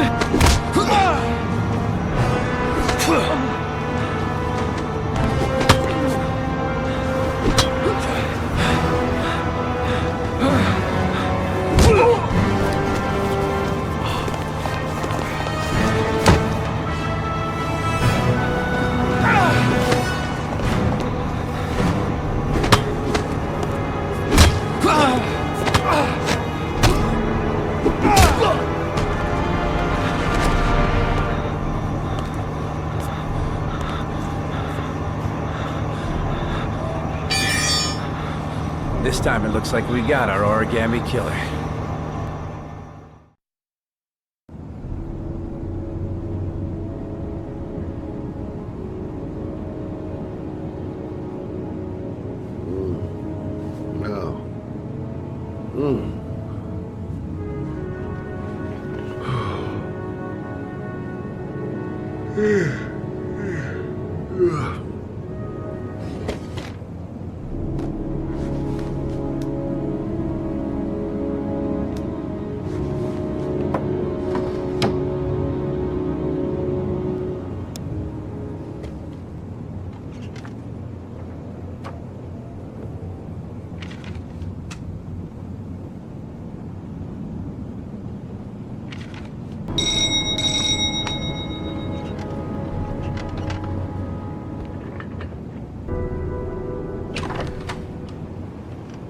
You said I could contact you if I remembered anything. Can I come in? Sure.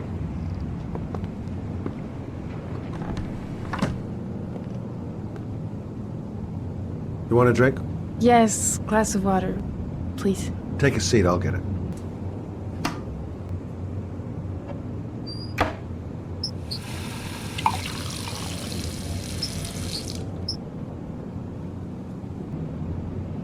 Thanks.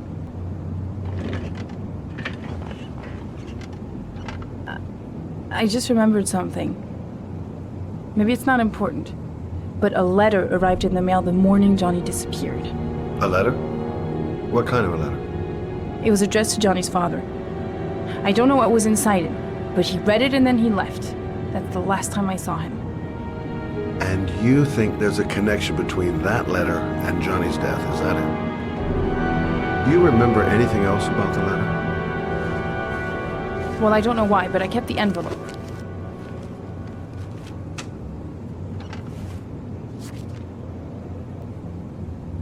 Nothing particular.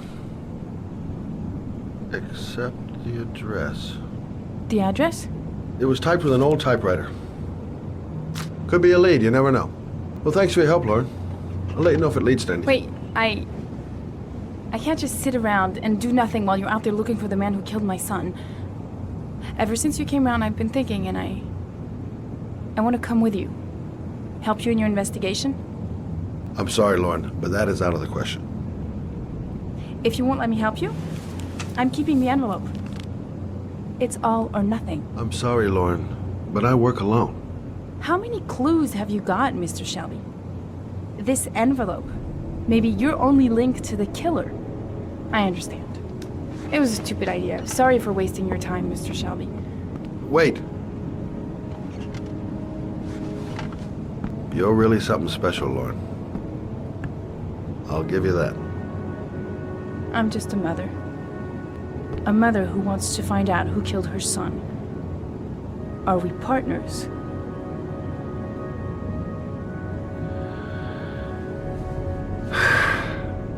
We're partners.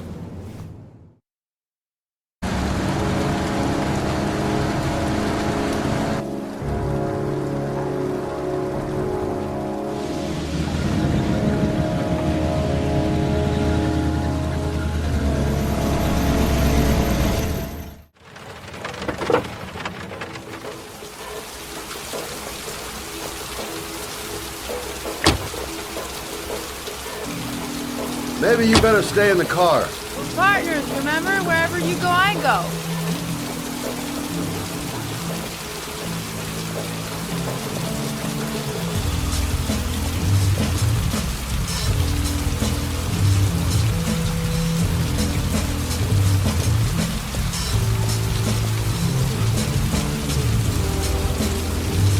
What are we doing here?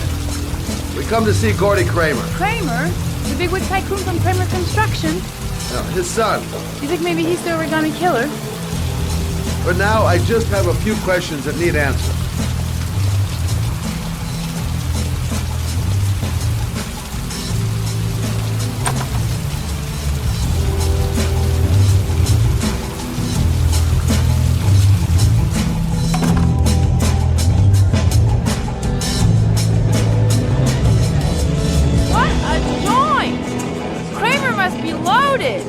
What do you think he paid for all this shiny crap?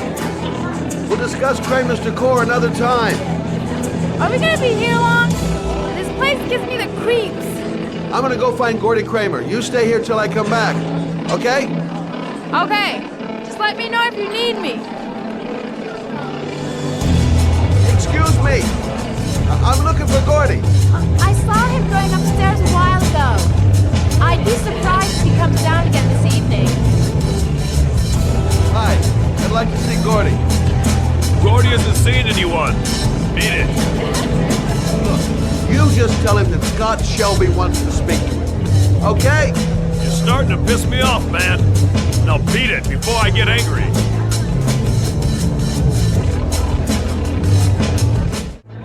Whoa. See that guy over there? Do you know what he said about you? What'd he say? The bastard! I'll sort him out! You motherfucker!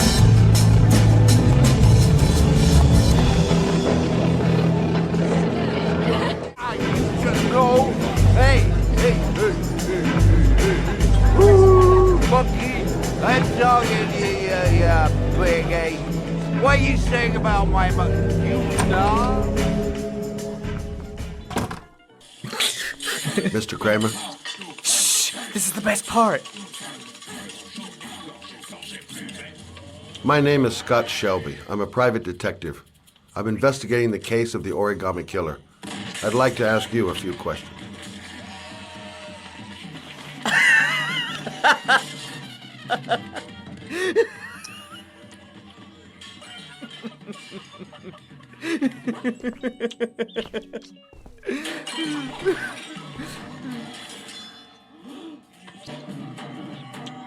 I'd like to know exactly what happened to little Joseph Brown. Beat it! You hear me? Get the hell out of here!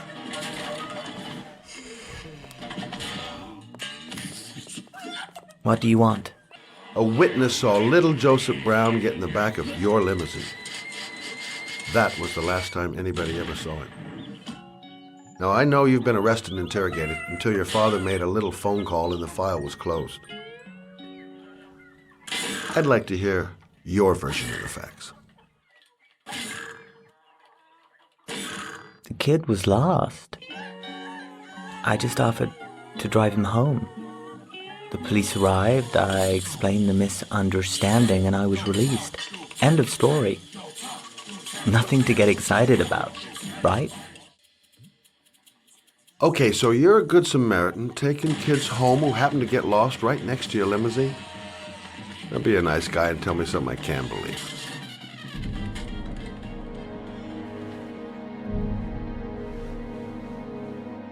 Very well. I'm the origami killer. I get my victims into my car. I drown them in rainwater. Then I dump them on a wasteland with an origami figure in one hand and an orchid on their chest. I do that because I'm bored, Mr. Shelby. And it's a creative and entertaining way of having fun. Is that good enough for you? Or do you want more? This interview is over. Get rid of this clown!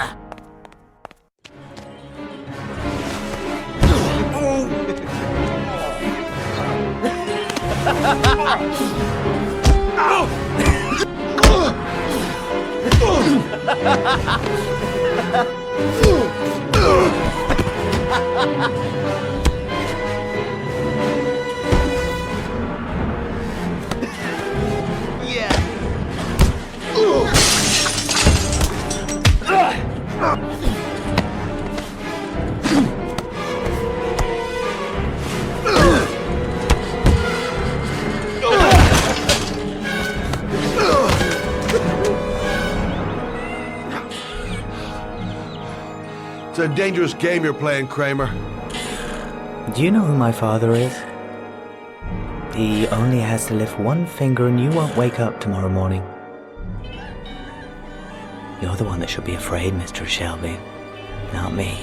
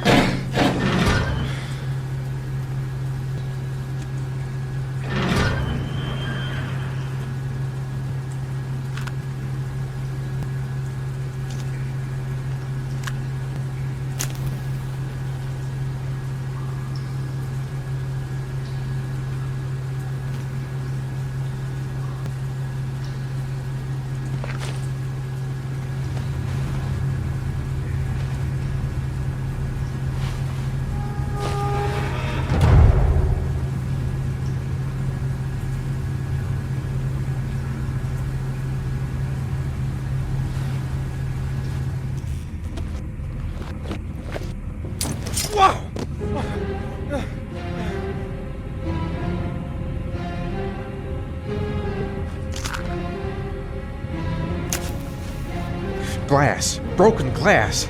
Sharp as a razor. Impossible to go back. I'm gonna have to crawl through it, slowly, so I don't tear up my arms.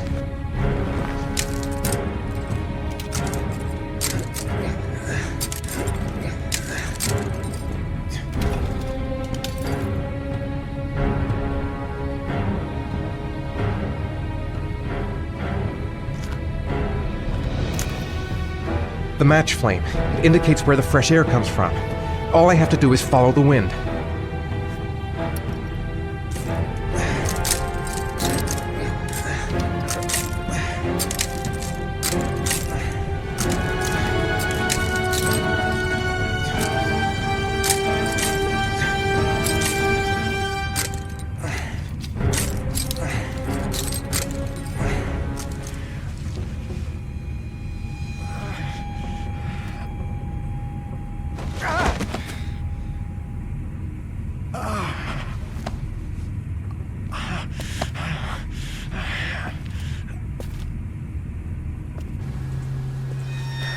Right. I guess I don't really have any choice.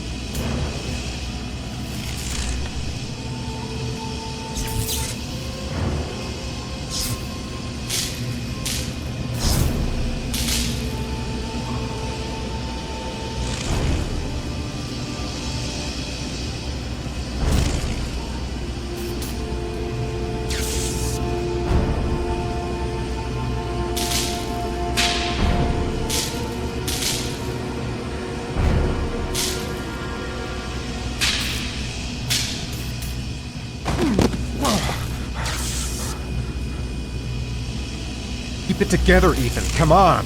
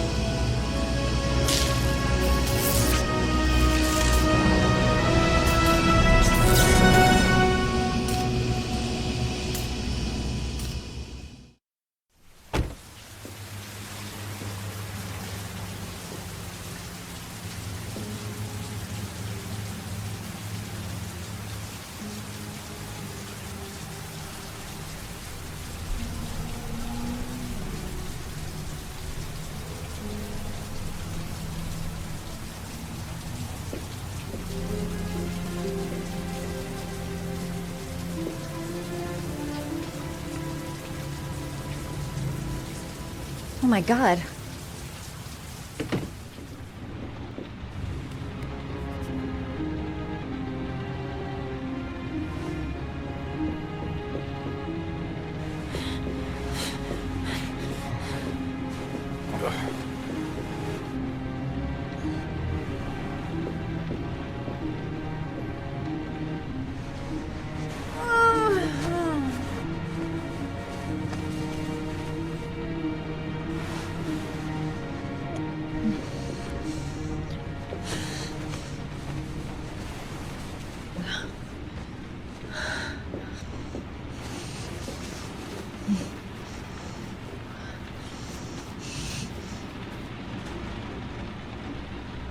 Ethan.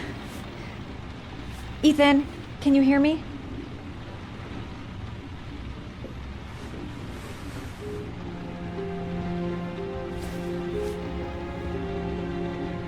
You've got a hell of a fever.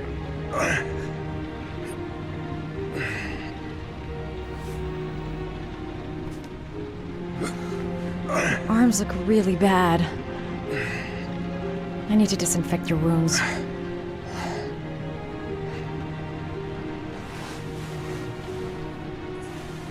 I'm gonna have to get your clothes off to disinfect those wounds.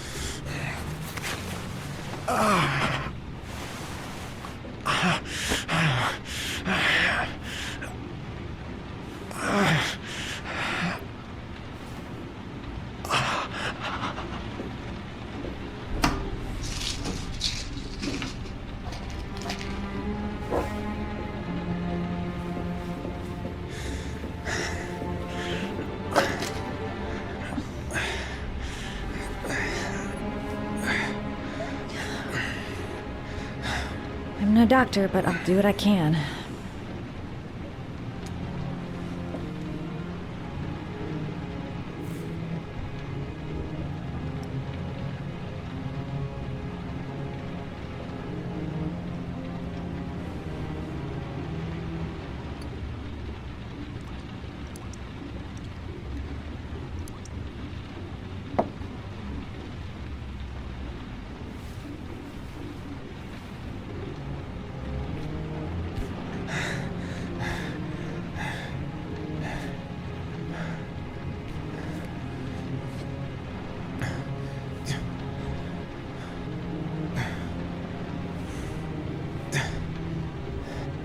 Your wounds are disinfected.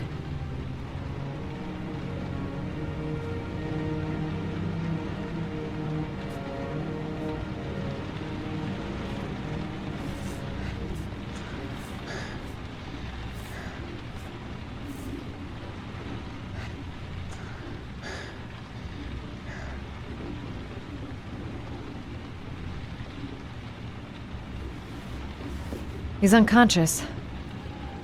Now I'll just have to wait. And hope he wakes up.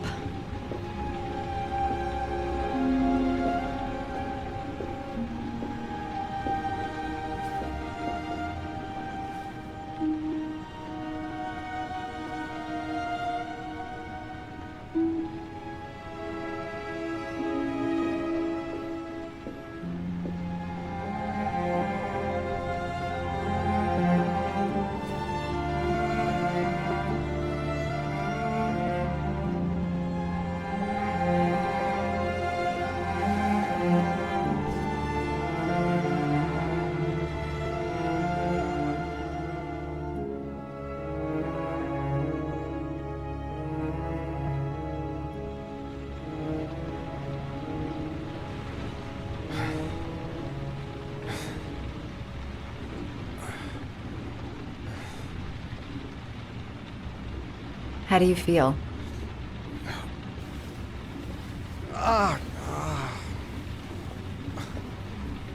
I've been better. Was I out for long? About 3 hours. Why the guardian angel act? You don't even know me. When I was a child, I was always the one who used to fix my brothers up when they'd been fighting with the other kids on the block. I suppose I like to play the guardian angel.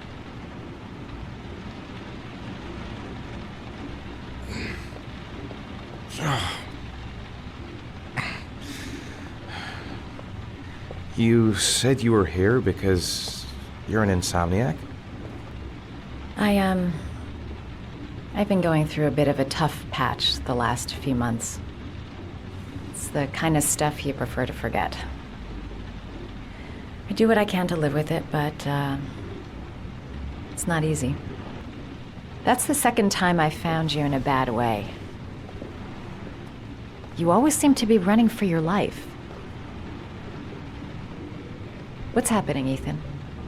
I'm sorry, I shouldn't be asking you questions. I mean, after all, we hardly know each other. You have no reason to trust me. Listen, I'm truly grateful for your help, but for your own sake, I think it's better if you don't ask any questions. Maybe I could help you. No one can help me. You've already done a lot, Madison. Right. I'm gonna go. Take care.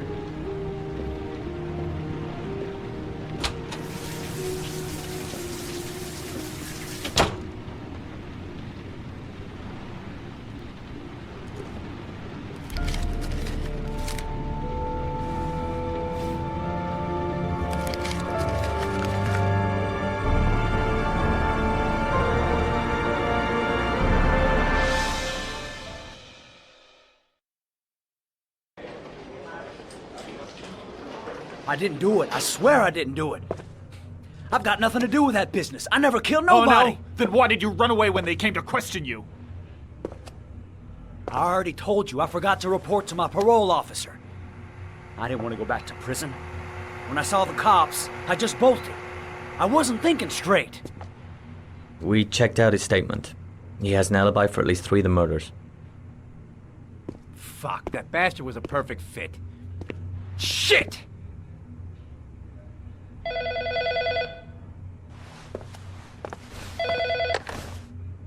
Ash? Okay. Sean Moss's mother's here. She'd like to speak with you.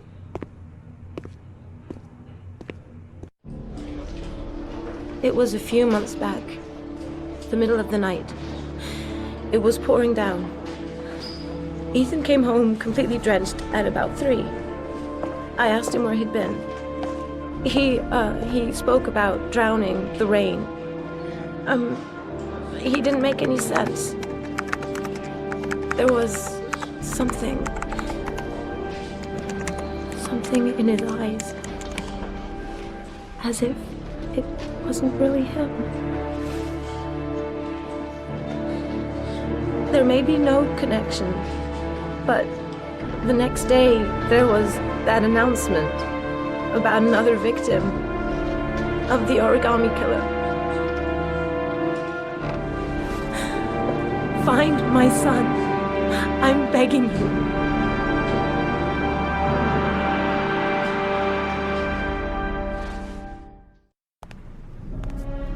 I'm Police Lieutenant Carter Blake, and this is Agent Norman Jaden of the FBI. According to our information, Ethan Mars is one of your patients. We'd like to ask you a few questions about him. I'm sorry, that's impossible. I beg your pardon? I'm bound by an oath of secrecy. Under no circumstances may I discuss my patients. My job is to find Sean Mars alive, and I don't give a damn about any bullshit oath. Sean Mars's life may depend on what you know. Tell us what you know, Doctor. I'm sorry, I can't help you. And now I must ask you to leave.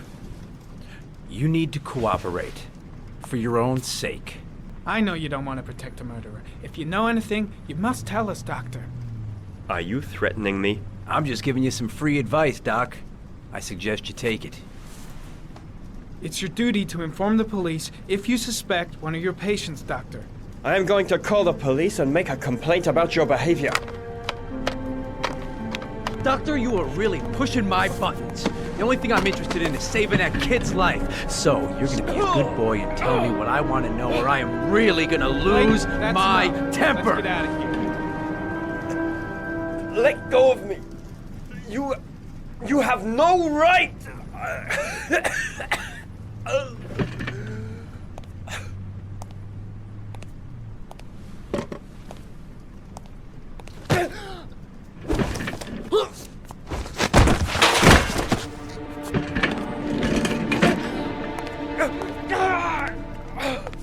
Come on, Doc. There's an easy way and a hard way. It's your fucking choice. You have no right to hit him. I'm saving a kid's life for Christ's sake! If you don't like it, leave! If you don't let go of this man immediately, I'll report you and you'll be off the case. What the hell's the matter with you, Norman? Were you getting cold feet? You don't want to save Sean Mars anymore? I want to save Sean Mars just as much as you do, but that doesn't give me all rights. So you're gonna stop this shit right now! Ethan Mars has had psychological problems since his first son died.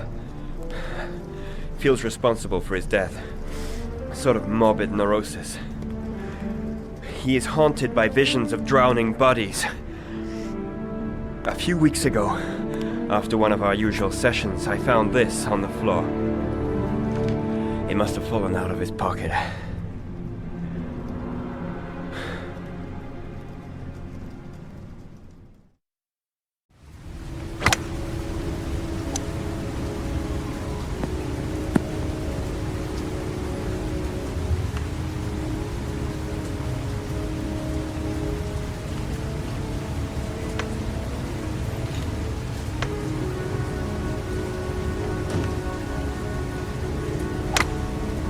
Nice shot. Thank you. Please come in, Mr. Shelby. Would you care for a coffee? Oh, no thanks. Do you play? I tried once, but I think the owner of the course is still looking for me.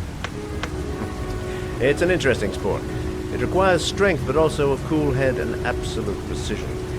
Would you care to hit a few balls with me? There's no danger of damaging the greens here. Okay. Take off your jacket and grab a club.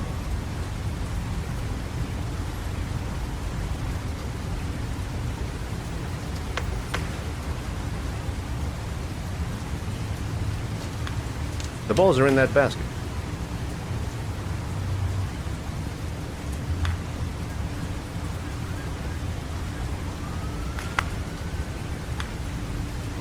The most important thing is to grip the club correctly. When you feel ready, you swing.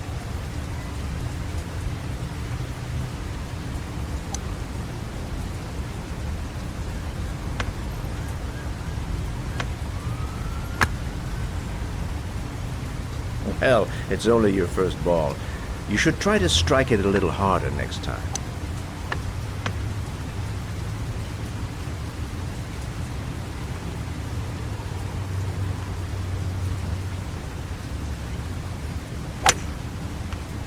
I'm assuming you didn't invite me here just to play golf, Mr. Kramer. I hear you've been asking questions about my son. That's right. I want to know if Gordy is linked to the origami killer case in any way.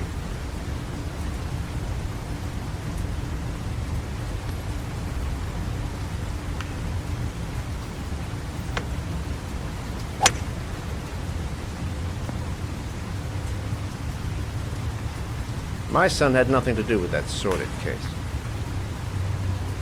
Well, then he has nothing to fear from my investigation.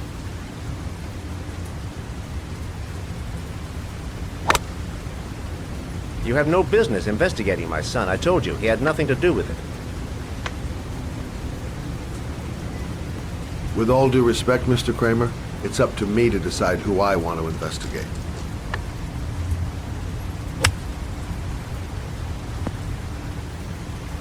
I'm an influential man, Mr. Shelby, and I pay very well for loyalty. Are you trying to buy me?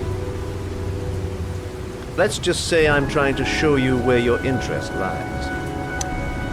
How much do you want to leave my son alone? I think you misunderstood me. I don't play that game.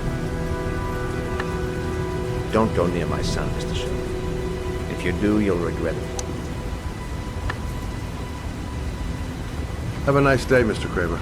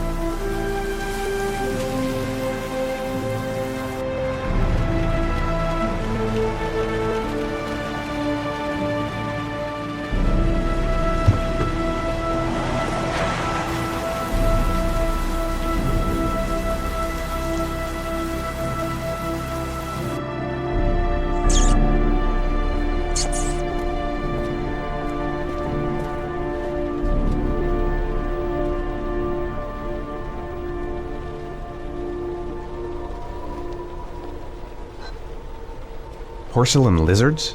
They look new, out of place with the rest of this old beat-up stuff.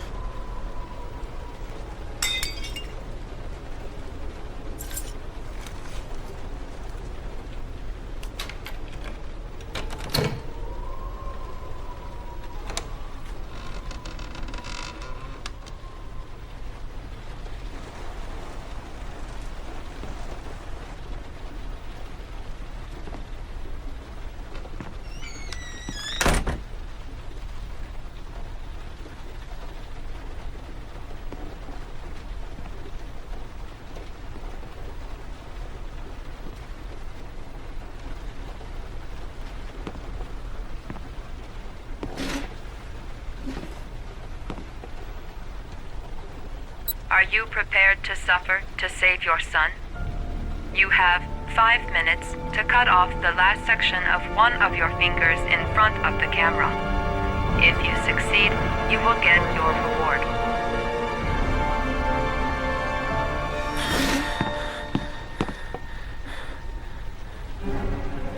I have to go through with it. I have no choice, for Sean's sake.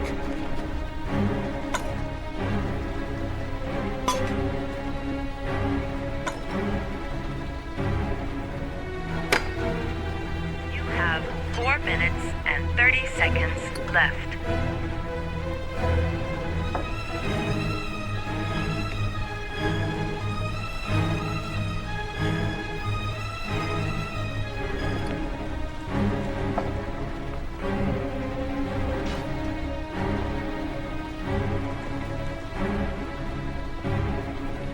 You have 4 minutes left.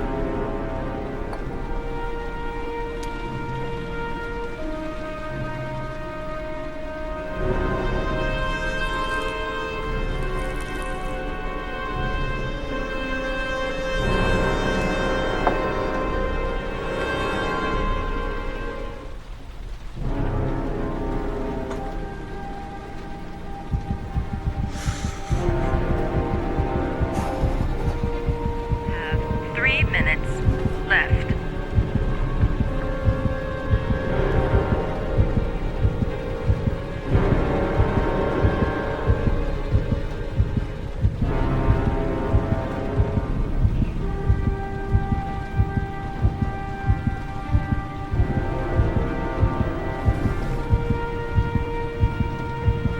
God!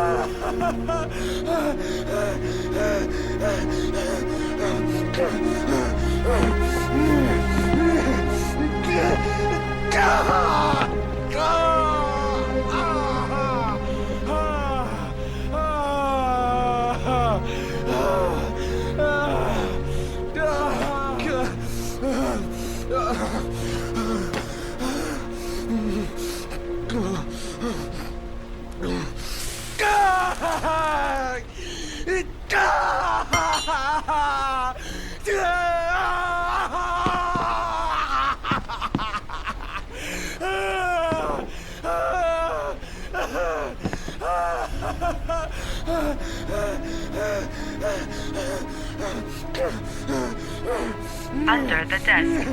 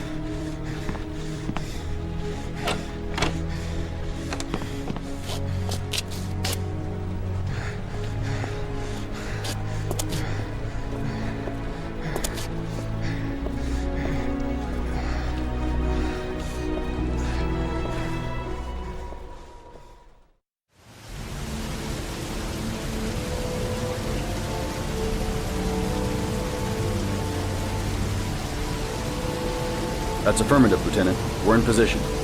Perfect. Nobody moves until I give the signal. Is that clear? We nail him as soon as he sets foot outside. Right, Lieutenant. Lucky that patrol spotted his car. What's he doing in there? Beats me. You're the profiler, right? I thought you were supposed to be right inside the killer's head. Well, that's just it. What I know of Ethan Mars doesn't match the killer's psychological profile. I know what the jury's gonna choose between your theories and concrete proof.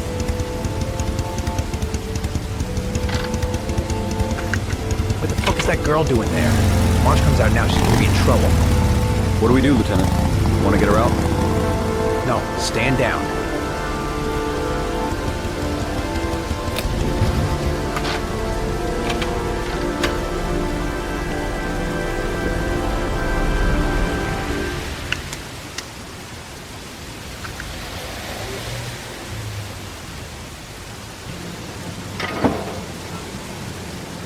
She's going inside. Maybe she lives there. Well, it's just as well. We don't want anyone hanging around if Mars comes out. Ethan, what happened? The police. They're out there. I think they're here to arrest you. We've got to find another way out. Shit. What's he up to in there? Wait for a go on my word.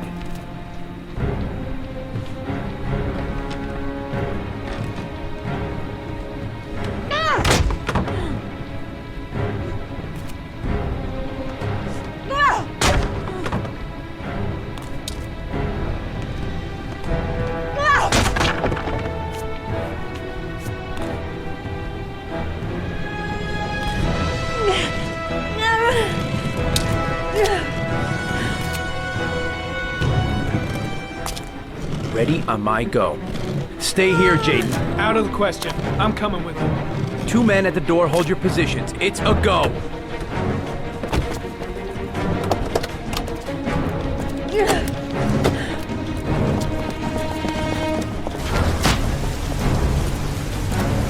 Come on, let's go this way.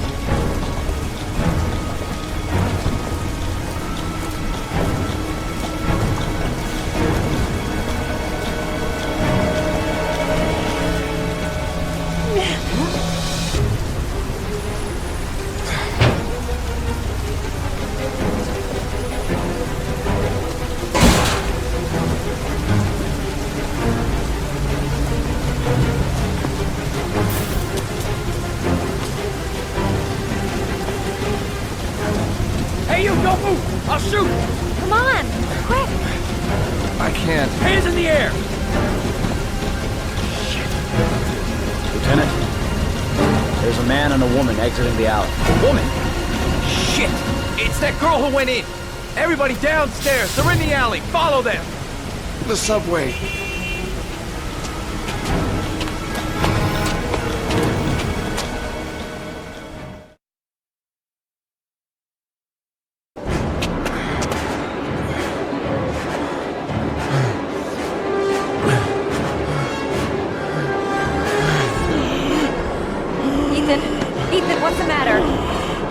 gotta keep going.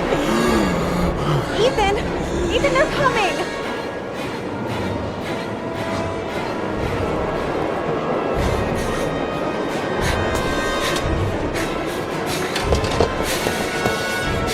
Careful! Goddamn it, watch where you're going, motherfucker!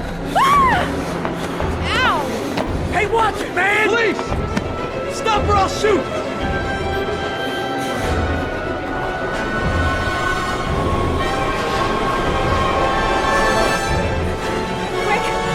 Quick! Ethan, quick! He's gonna hit us!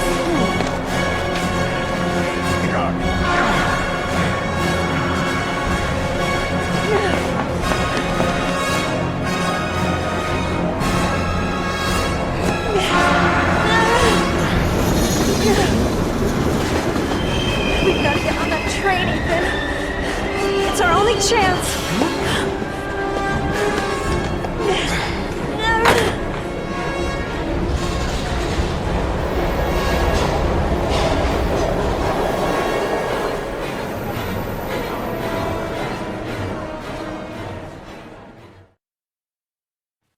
Less than an hour ago, we heard from the police who have identified the man thought to be the Origami Killer. Ethan Mars, father of the kidnapped victim Sean Mars, is on the run and should be considered armed and dangerous. A police manhunt is now underway, and they hope that they will soon be able to announce the apprehension of this dangerous lunatic.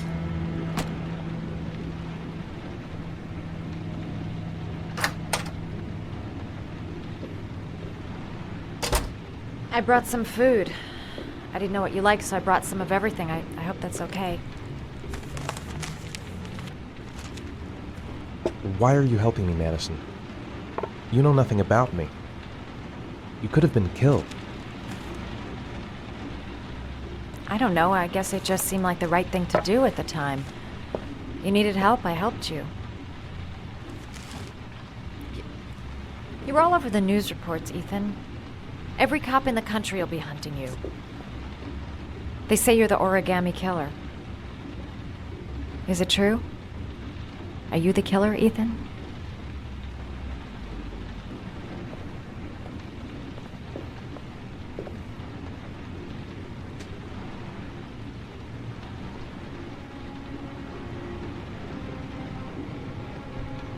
I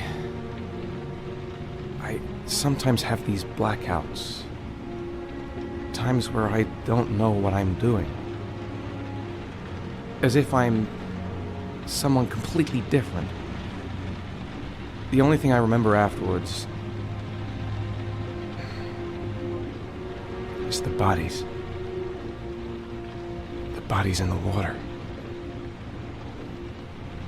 Why are you hurt, Ethan? Why were you in that apartment? I think my other self is testing me, testing my love for Sean. He wants to know if I love my son enough to save him. That means there's some part of me that knows where Sean is. But the only way to find him is to go through these trials. Why can't you tell that to the police? And tell them what? That I'm a schizophrenic who drowned his victims and has kidnapped his own son? They'd never let me go, and I have to stay free to save Sean. I have no choice. I'm his only chance. When Sean is out of danger, I'll turn myself in, but not until then.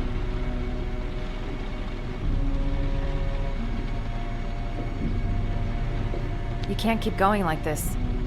You're destroying yourself, Ethan. Finding Sean is the only thing that matters. There has to be another way. You don't understand. Time is running out. Sean will be dead in a few hours. I have no choice.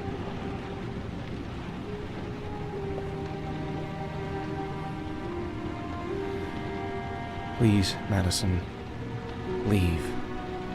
Forget everything that's happened. There is nothing more you can do for me. If you want to help me, leave. Leave me to do this on my own.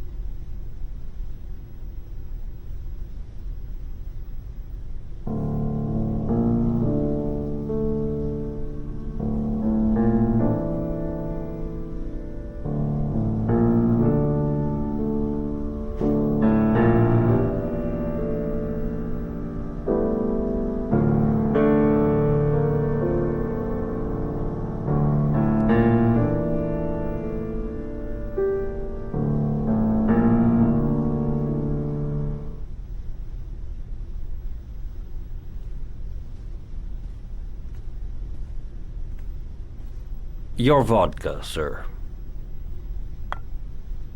Thanks. You look preoccupied, if you don't mind my saying so. Problems with the investigation? Blake is convinced that Mars is the killer. Not you. I thought there was some evidence to that effect. That's true. But it just doesn't make sense. His psychological profile doesn't fit. Neither does the geolocalization. I can't see this father drowning 8 victims before kidnapping his own kid. Mars is not the origami killer. I'd stake my life on it. Then who is? I haven't the faintest fucking idea. Maybe you should review the evidence in your possession. That's just what I was thinking of doing. Oh, one last thing, sir. You should be careful not to overindulge in you-know-what. It can be dangerous. Very dangerous. I'm trying to keep a handle on it, but it's difficult. It gets more and more difficult. It'll end up killing you if you're not careful. That would be most unfortunate, sir.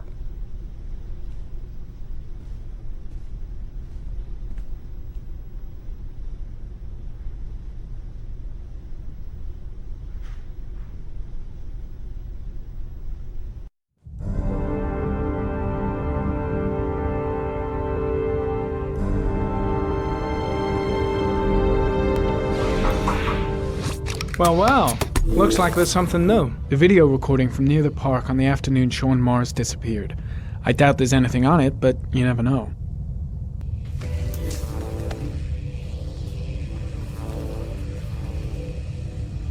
A Chevrolet model corresponding to the tire prints passed at 16:02 heading for the park, when in the opposite direction at 16:37. That could fit the time that Sean Mars disappeared. Could it be the killer's car?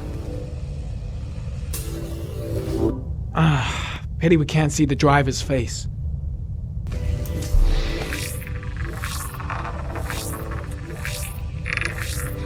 The car was stolen.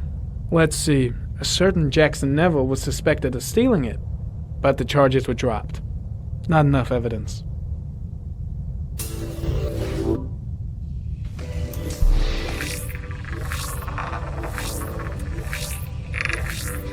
Jackson Neville, aka Mad Jack, involved in several cases of buying and selling stolen vehicles.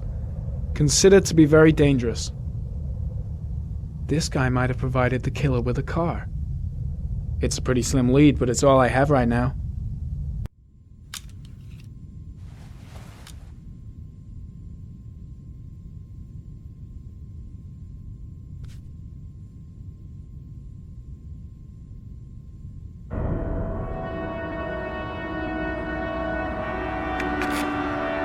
Oh, one last thing, sir. You should be careful not to overindulge in you-know-what. It can be dangerous. Very dangerous. Shit, it's coming. Trypticane. The tube is on the bedside table.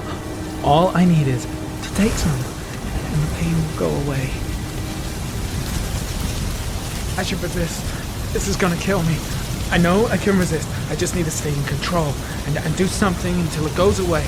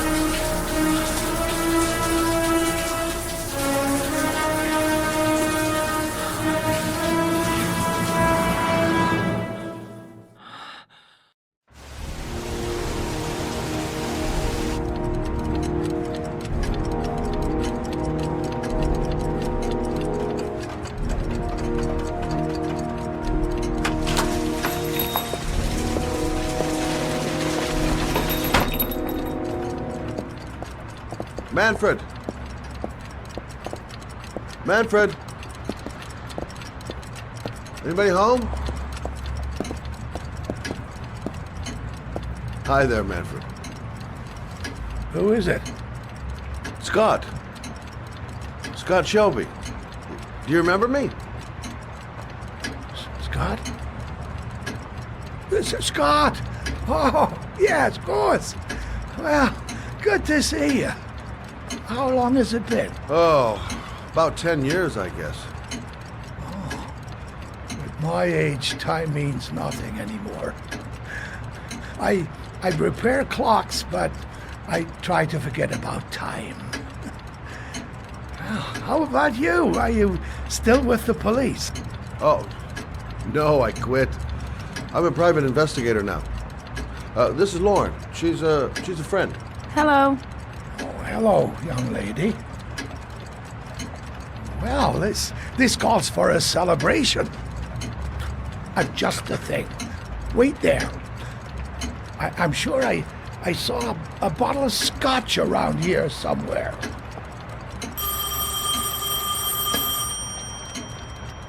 Do an old man a favor, would you, Scott? Tell them to call back this afternoon. Sure, no problem.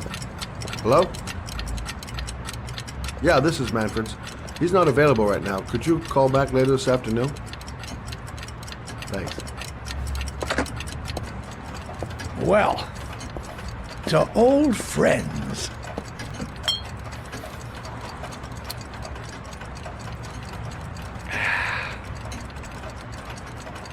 I'd like you to have a look at an envelope.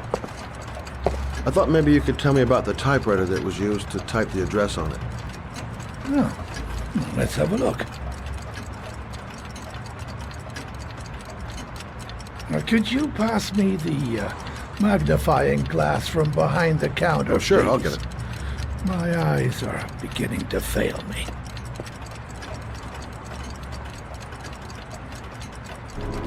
Thanks. Well, let's see what this envelope has to say for itself. The Royal 5.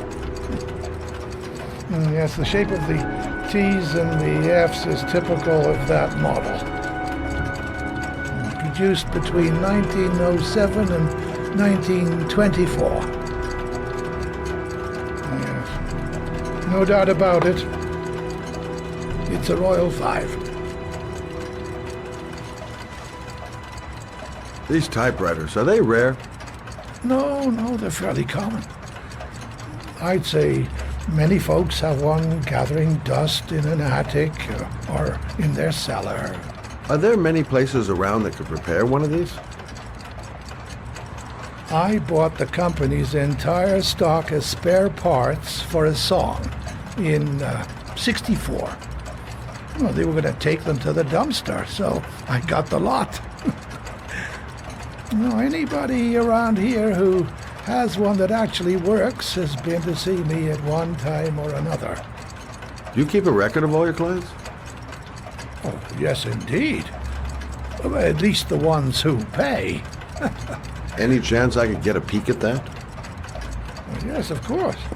I keep my account books in the office. If you're not in a hurry, I have a list of all the clients who ever bought a Royal 5 or had one repaired. Yeah, that would really help us out. Delighted to help. Give me 2 minutes, and I'll be right back with the list.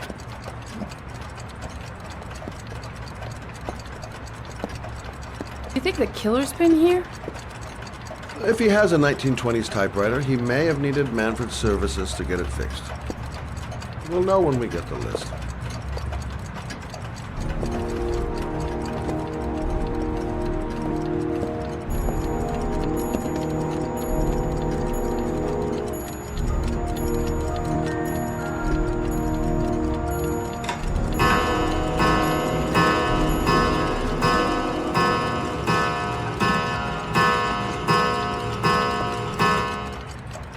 Been a while since Manfred went into his office. I should take a look. Hello? Manfred! Hello? Your call is lodged, sir. A police car will be there in a few minutes. I need to know who you are, sir. Sir? Hello?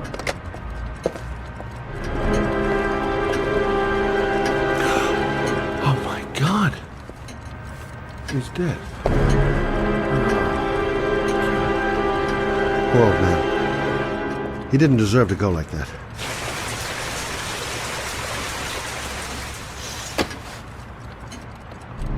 Scott? Oh my God. What are you doing? I'm calling the police. The killer has already called the police. I think he wants us to be his scapegoats. We gotta get the hell out of here. What do you mean? We have nothing to do with his death. We were just here when it happened. Look, we're running out of time to find Sean Mars. The last thing we need is 24 hours in a police station explaining this whole thing. Well, so what do we do?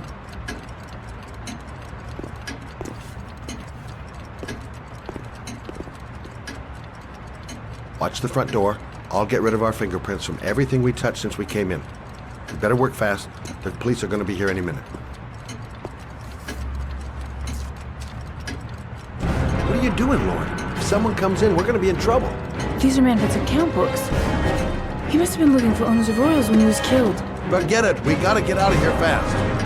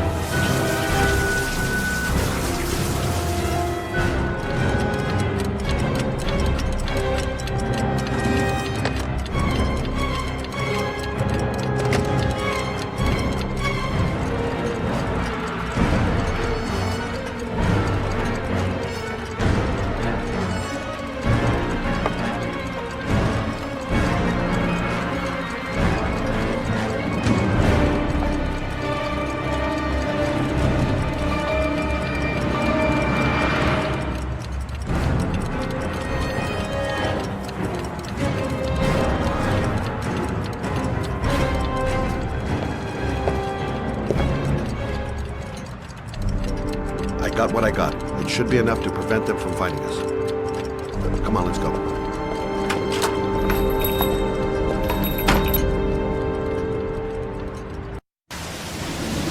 Where are we going? I'm taking you home. This is getting way too dangerous. No way. We're partners, remember? We had a deal. The deal's off. I changed the rules. Whether you like it or not, you're going home. And I don't want to talk about it. That's it. I'm not a child. I know what I have to do. I want to find my son's killer. You're not going to stop me. You're going to be a good girl. You're going to go home and let me get on with my investigation. Stop the car. What? Stop the fucking car!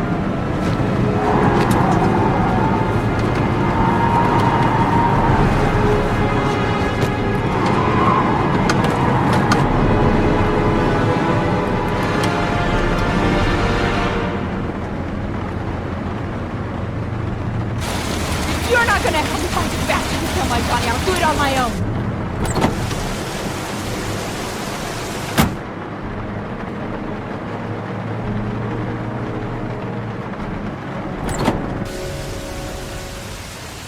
Lauren!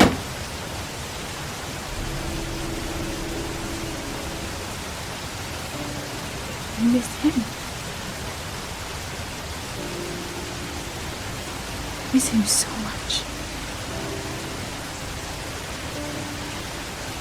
Do anything to hold him once again in my arms.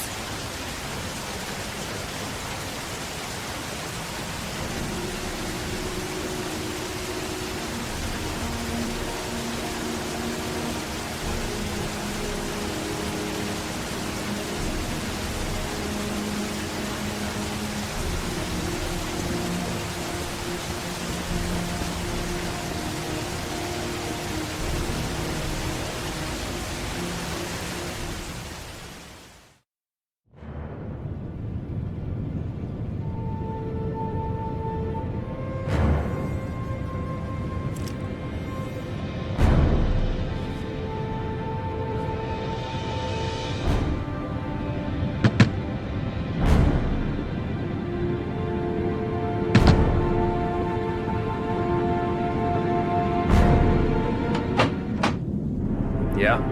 What do you want? Oh, fuck it. I said 1,000 times that I don't want any junkies. Hey! Take it easy, man, huh? Keep cool. What do you want? Dope? Money? Tell me what you need. Sure we can make a deal, huh? God! I'm gonna blow your brains out, you son of a bitch! You think you can come into my house and steal my dope? You're gonna be shooting up in hell, motherfucker! Will you stop fucking moving? Nowhere to hide, junkie asshole!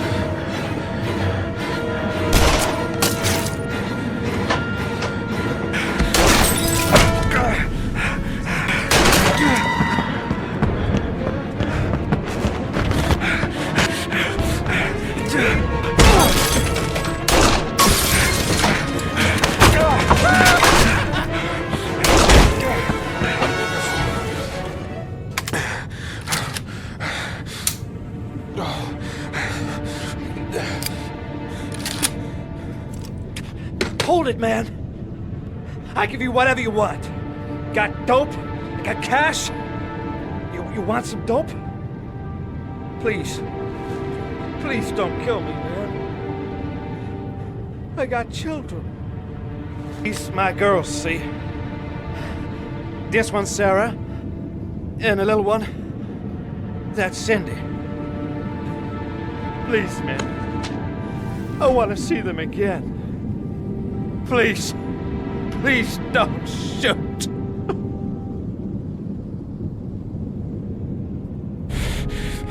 I'm a father too. But I'm no killer.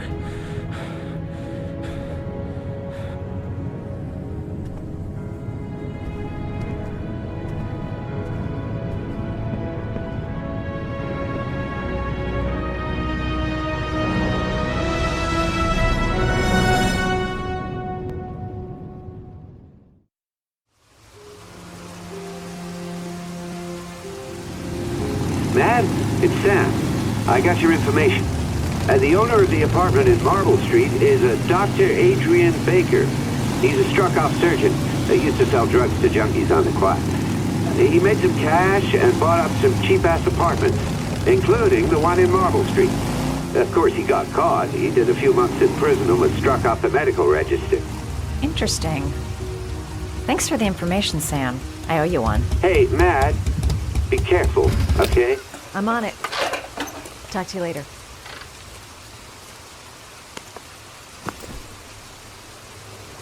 The owner of the apartment where Ethan cut off his finger lives here.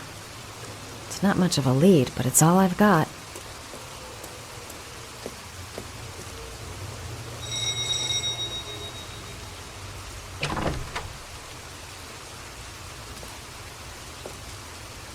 Hi. I was told that you could get Bitropin. Without a prescription. Sorry, you were misinformed. Goodbye. Hold on. I really need your help here. I can pay. Well, why didn't you say so? Please come in.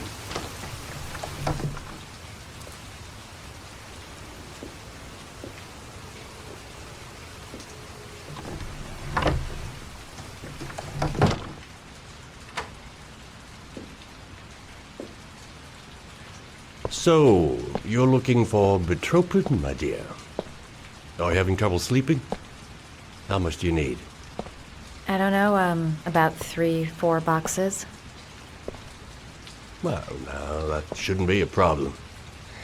Would you like a drink? I was just about to have one. No, thanks. Well, alcohol helps take the edge off the pills, don't you think? Anyway, we should drink a toast to our first deal.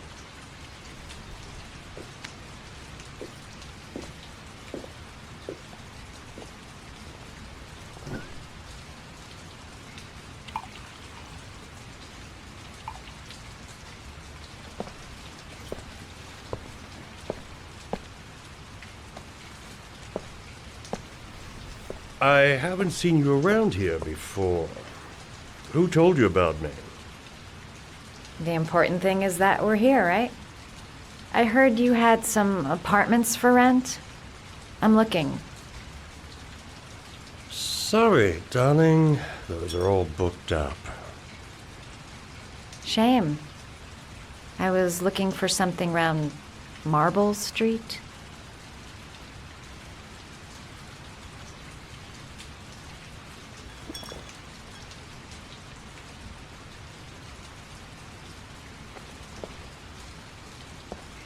You're not drinking? I'm not really thirsty.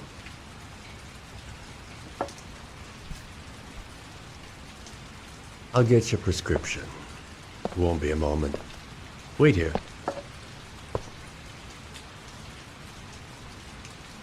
Guy gives me the creeps. I better take a look around to see if I can find anything before he gets back.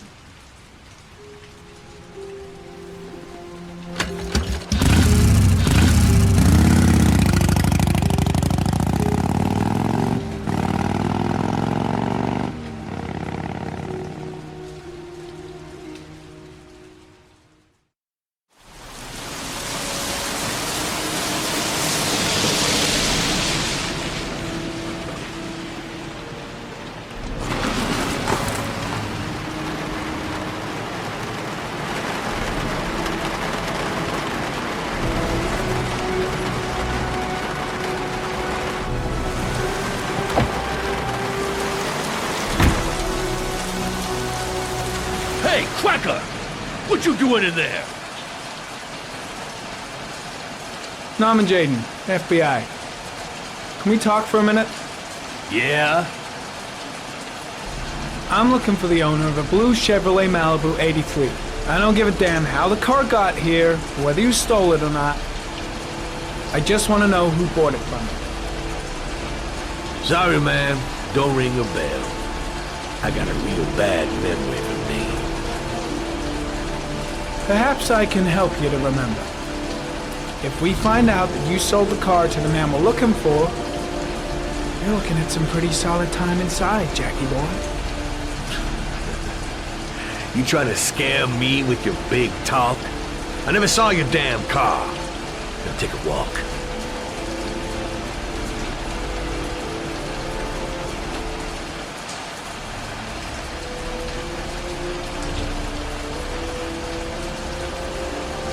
Fingerprints.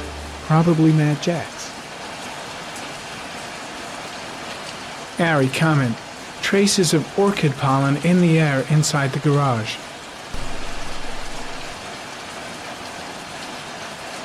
Traces of blue paint.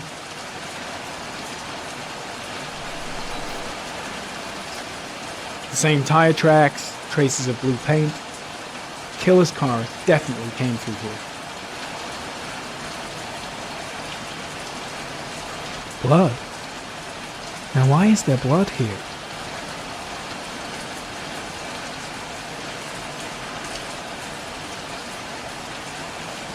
The blood tracks lead to the acid bath.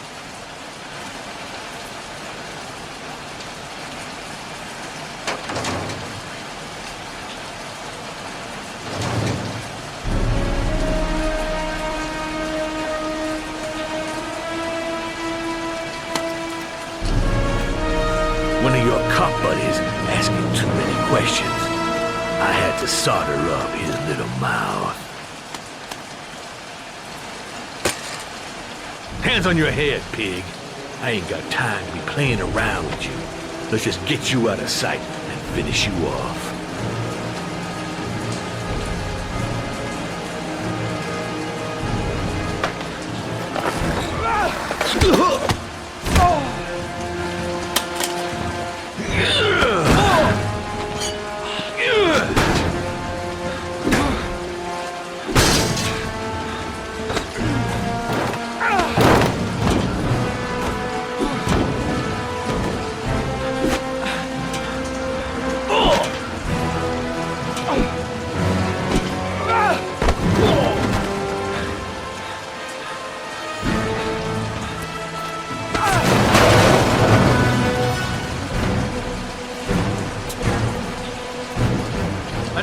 dicking around. Now you're gonna tell me about the man with the blue car. Go fuck yourself in the ass. Broke my fucking nose, pig! Next, I'm gonna blow a hole in your face. Spill! All of it! You won't scare me, Mr. CSI. You ain't got it in you. Damn! You out of your motherfucking mind, man? Oh, shit, Jack. Ain't nothing to it. Just a little bit of self-defense. Page 1 of the police manual. Kill or be killed. Whoa. Stop. Enough. I'm starting to remember some things. You be cool. I'll tell you the tale. No, I don't know nothing about the guy. He wanted me to get rid of his dirty car. Get him a new one with false plates. He paid cash, and I ain't the questioning kind. Said I was supposed to drop the word to a guy named Paco down at the Blue Lagoon when the car was done. Now that's all I know. We'll continue this discussion down at the station. You're under arrest. You have the right to remain silent. Anything... Shit, not now. Anything you say can and will be... Hey, you look like you got a problem, man.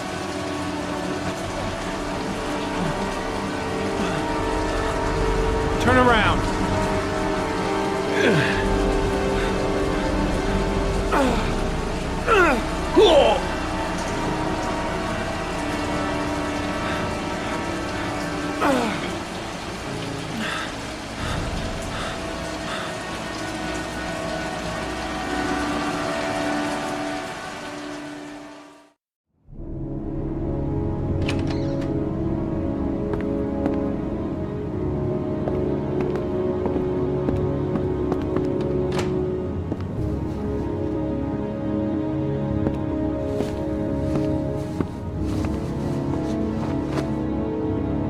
So, you think the origami killer killed Manfred?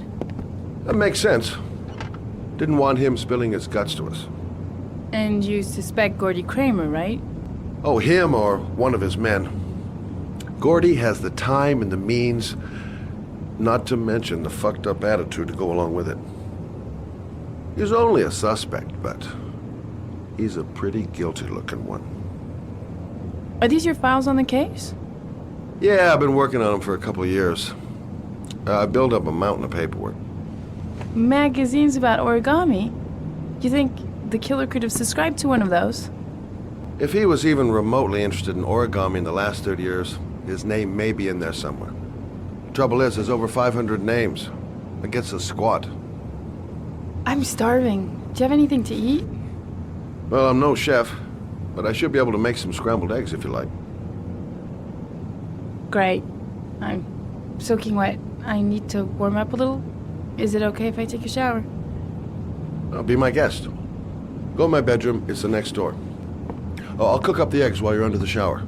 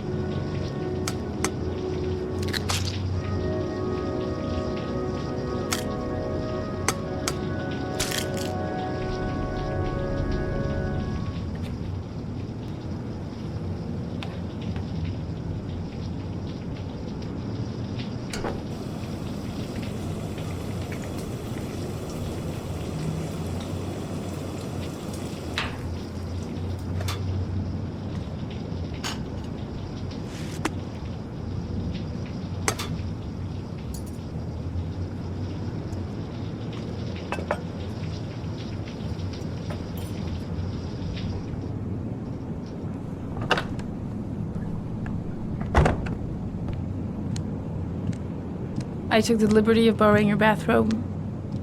Looks better on you.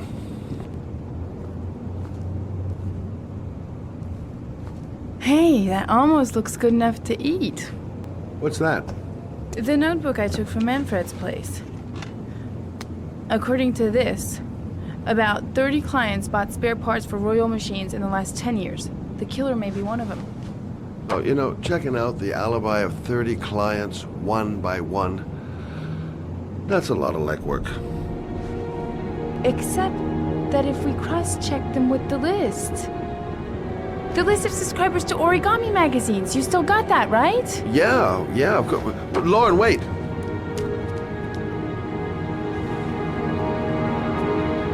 If the killer really used a royal typewriter and if he subscribed to an Origami magazine, his name should be on both lists. Well, Lauren, I mean, that's just an assumption, but yeah, I suppose. His name is here somewhere. Help me. We're gonna find him.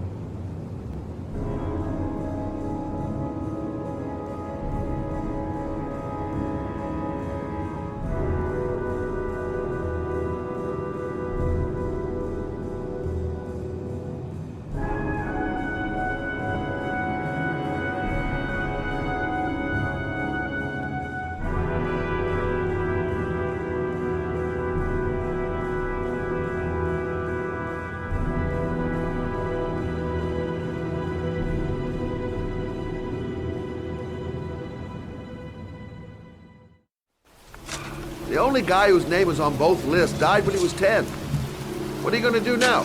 Dig up his coffin, make sure he's dead? I know it doesn't make any sense. Unless the killer was only using his name. But why use the name of a kid who died 30 years ago? Well, that's what we came to find out. The name is John Shepard. It should be on a grave around here somewhere. You never give up, do you?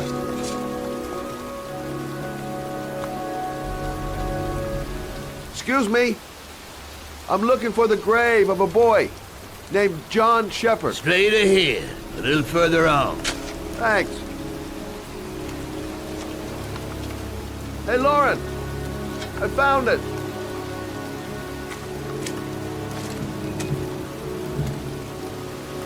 These flowers are fresh. Looks like someone's still tending the grave. Origami figures. That's one hell of a coincidence.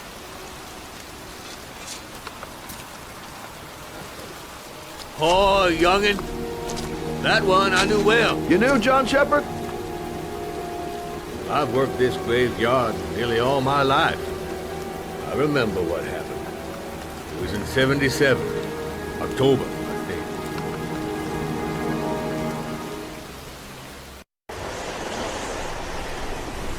Yeah, good-for-nothing hoodlums, get the hell out of here! God, beat it, you lousy no-good brats! Come back when your fucking mother comes home from work. He's drunk again. What are we gonna do? It's pouring rain. We're gonna get soaked if we spend a day outside. Well, at least you won't get beat. Little rain never hurt nobody. Come on, let's go play. Let's play hide and seek. You go and count to 20 and try to find me, okay?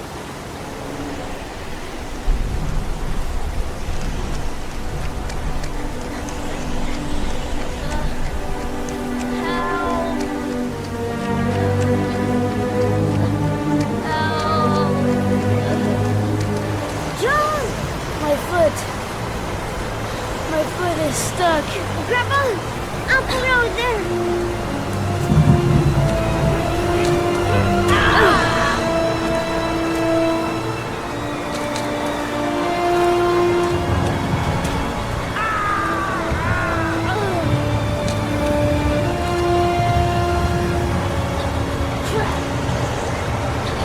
It ain't gonna work. What are we gonna do? Hang on, John. I'll get help. Just hang on. Go on, hurry. I think the water's rising. I'm hurrying. I'll be right back. But the poor kid never did find any help. And his brother drowned in a pipe full of rainwater. The boy that lived, what happened to him? Well, all I know is he got separated from his parents. I think he got adopted. Well, looks like a storm's coming. I guess I better be getting home.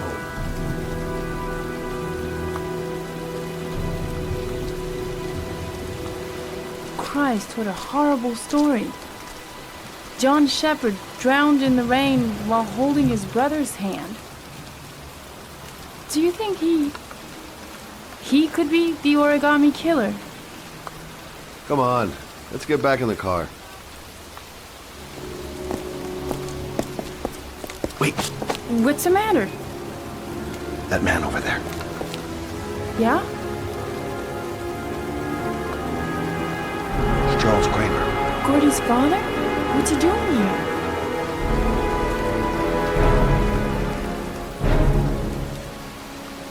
He's putting flowers on John Shepard's grave.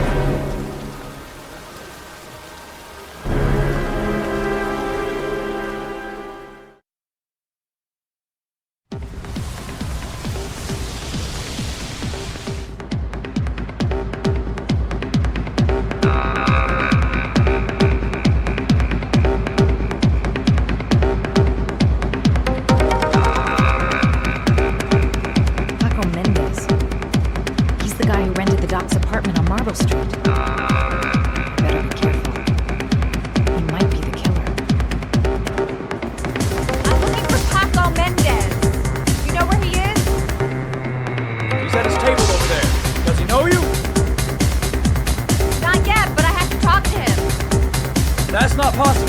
Mr. Mendez has asked not to be disturbed.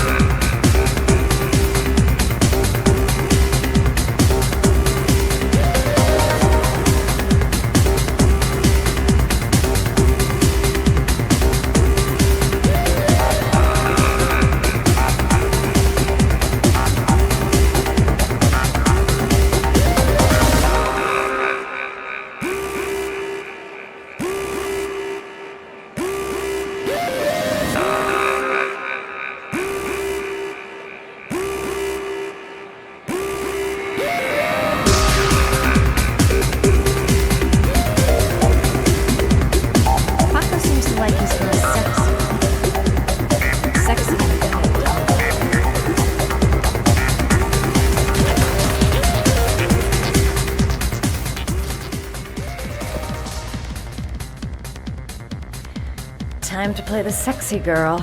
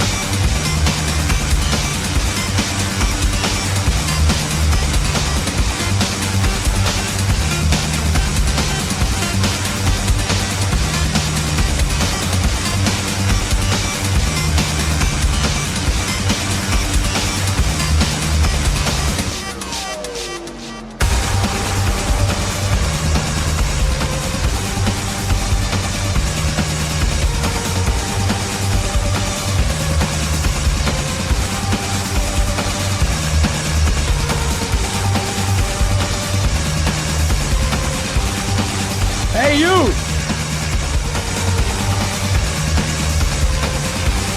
It's your lucky day, sweetheart. The boss wants to invite you to his table. Hey, thanks for accepting my little invitation. You know around here, honey? I think I would have noticed you before. My name's Paco. Are you? Madison. I'm Madison. Ah. Like the way you move, Marisa. You make me all hot under the collar. Maybe we can continue this conversation somewhere more private. Oh, cool, baby. Yeah, come with me.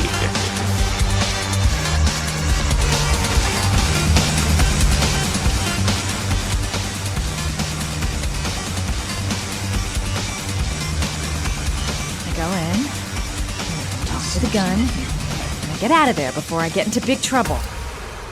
Everything's gonna be all right. Everything is going to be all right. So, welcome to my little kingdom.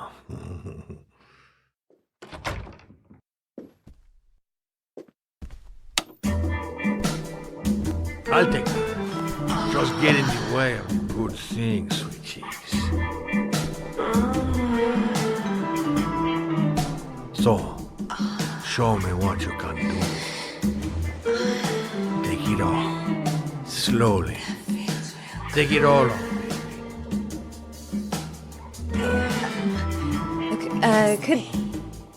Could I have a drink? You know, just a little drink to break the ice. Oh, we already broke the ice. Let's get it wet. Come on. Do your thing, girl. Could we just talk first? We don't need any more talking, baby. I all talked out. Now, show me what you can do. I'm sorry. I think there's been a little misunderstanding. Look, I'll just go. No harm done. Another time. I think it is you who have misunderstood, honey. I'm tired of wasting my time. It's now or never. And I never take never for an answer.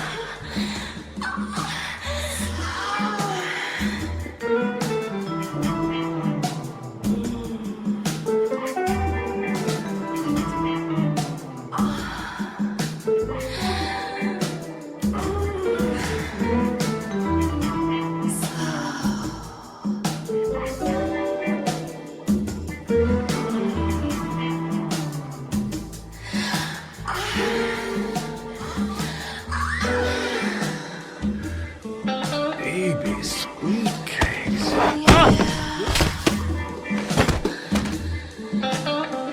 That's what I call kicking butt. You go, girl.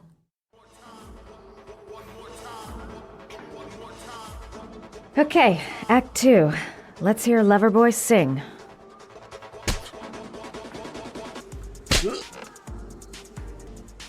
Ah!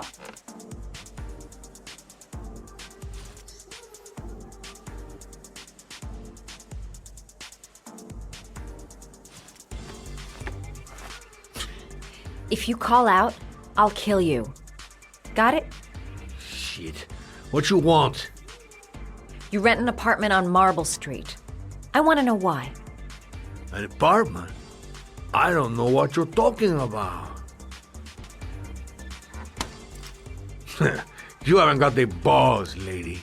But you're gonna know balls when I catch up with you. Ugh! You fucking bitch! I'm gonna kill you! Boss? Is everything all right?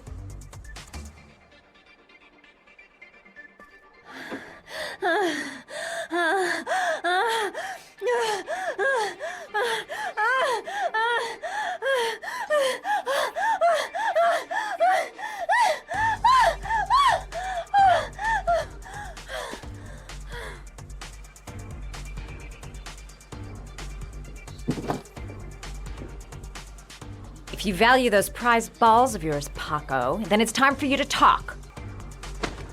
Oh! Ah! What you doing? Stop it! Stop it! I'm only getting started. How about some more? I never set foot in that apartment. I gave the keys to some guy. He said he needed a place. He had money. What was that guy's name? I don't know his name. I swear. Shepard. His name is John Shepard. That's all I know. I swear it. Ugh. There, that wasn't so hard, was it? I really appreciated this romantic moment, but I gotta dash. See you next time, lover boy. Time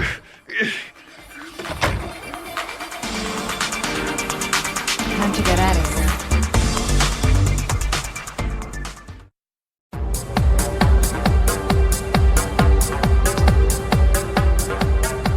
I'm here to see Paco. Paco? There ain't no Paco here, fella. Get lost. Are you absolutely certain? He's in his office. Take the stairs over there.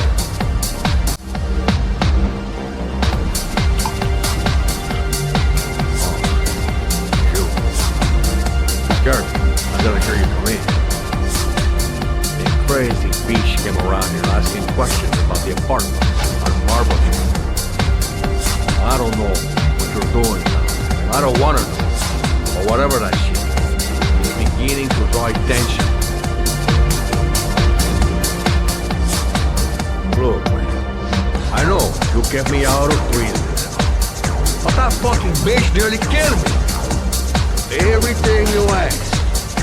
I think my debt to you is paid. Don't fuck around, man. No, wait. I can still help you out. Don't.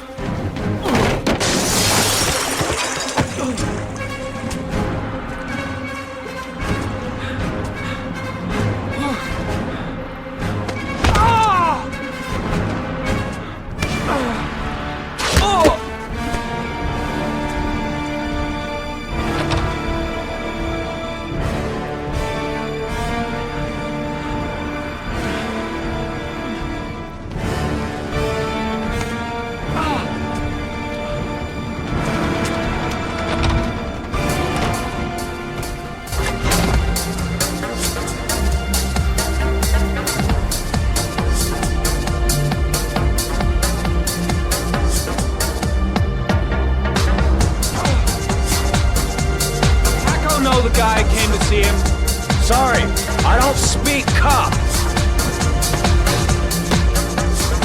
Watch my lips, asshole! I got no time to translate. Did Paco know the guy? Yes or no? John. He said his name was John. A friend of Paco's. Always let him straight up.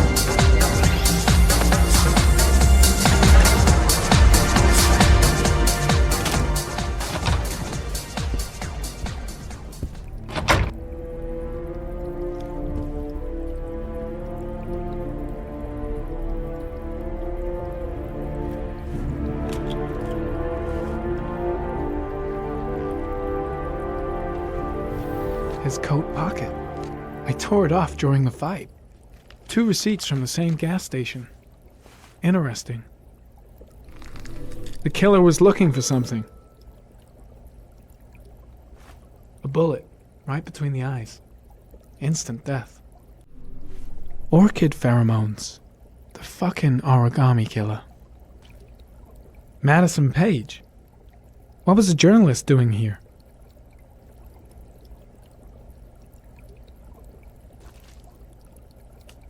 Madison Page? She may be a witness.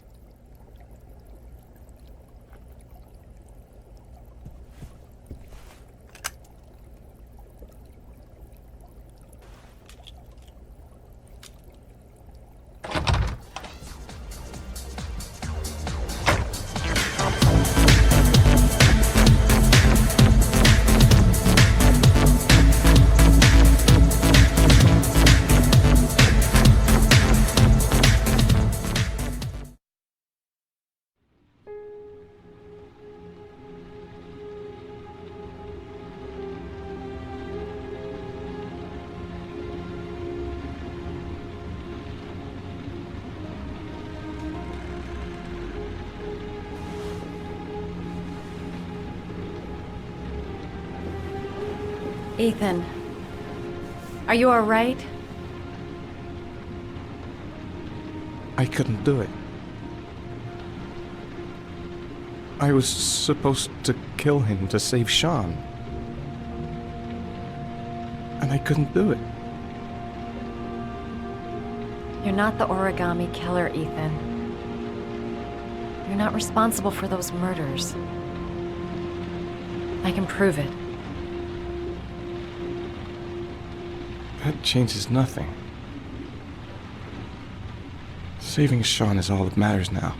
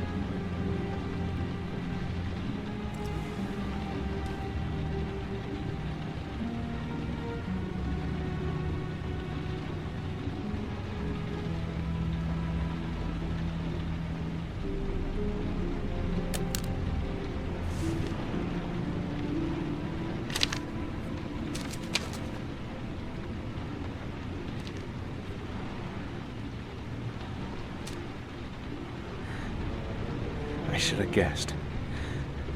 All this time and I had no idea. Ethan, what's the matter? I thought I meant something to you. Listen, You're a pretty good nurse for a fucking journalist!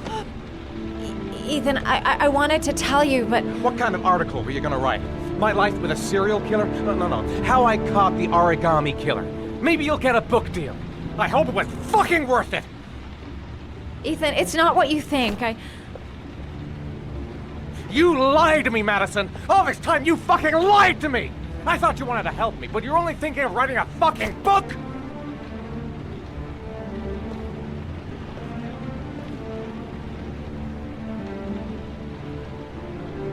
It's true.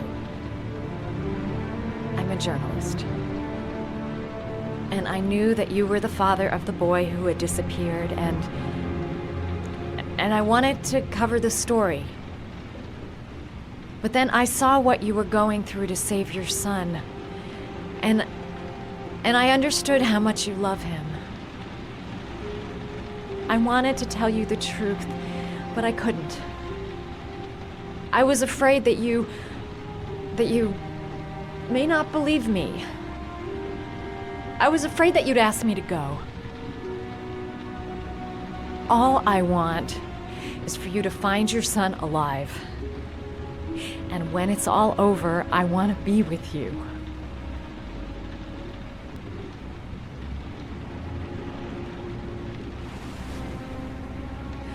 I'm sorry, Ethan. I'm so sorry.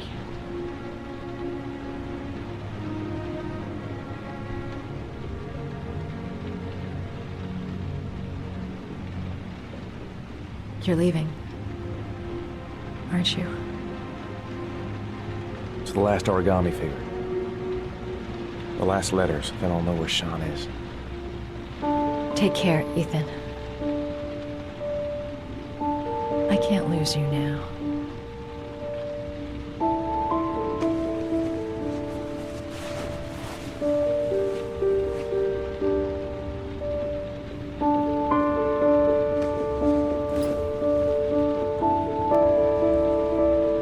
I'm gonna go find something to eat. Wait for me. I'll be back in 10 minutes.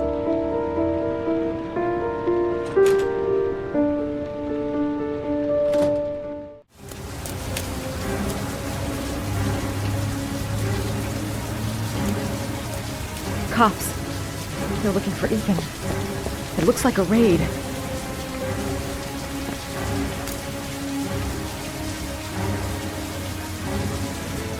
Come on, what was the damn number? Come on. Pick up the phone. Hello? The cops. They're in the motel. You've got to get out of here.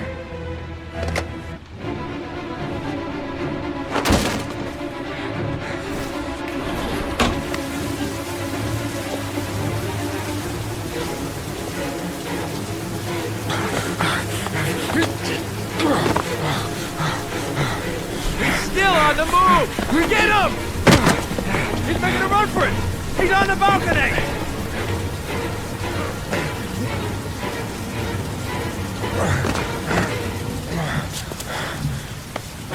Whoa!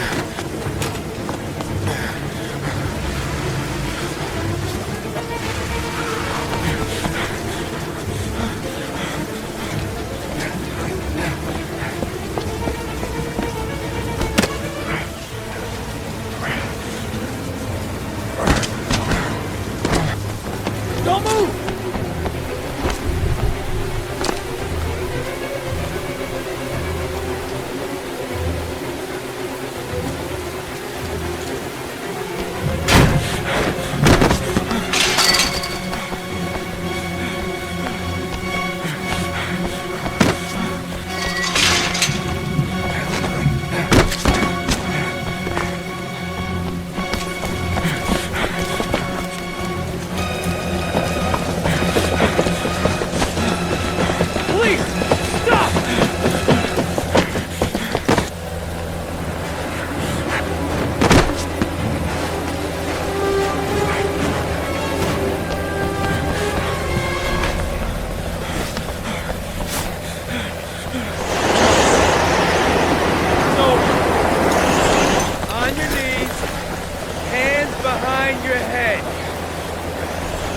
now. Nowhere to go. It's around. Holy fuck!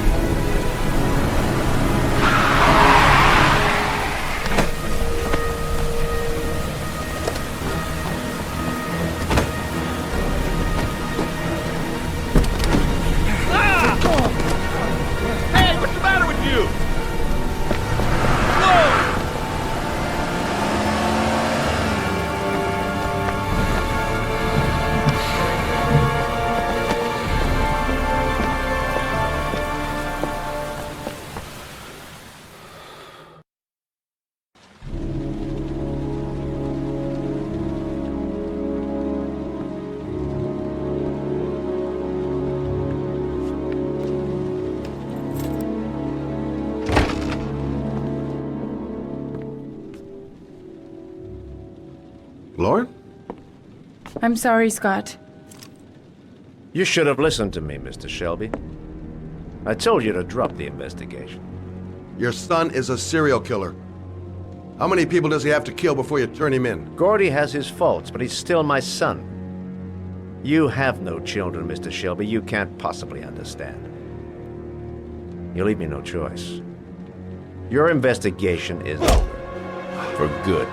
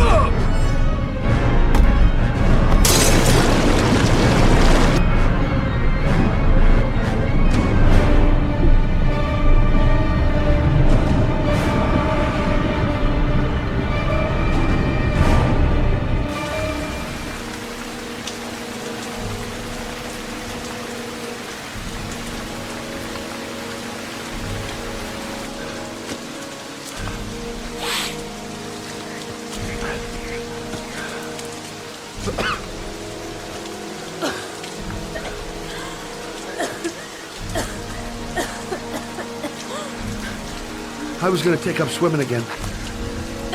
This isn't exactly what I had in mind. You got a car back into your place? Mine's obviously pretty fucked up.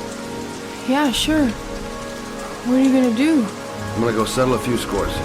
Come on, I'll take you home. Lock your doors and windows and don't let anybody in but me. Okay? Be careful, Scott. I don't want to lose you.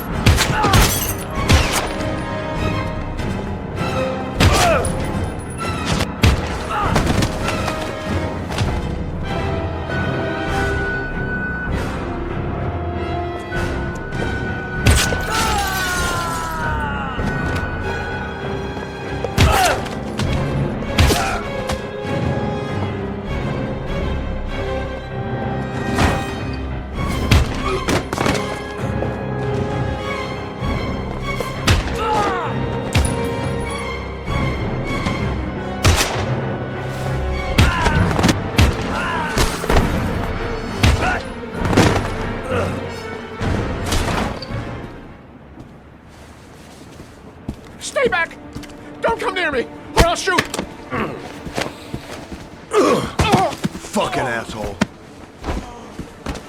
Please. Oh!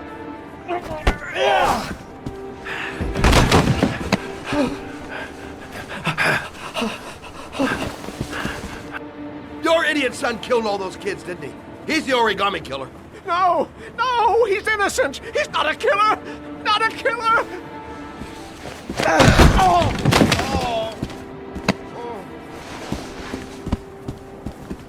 You're a fucking liar.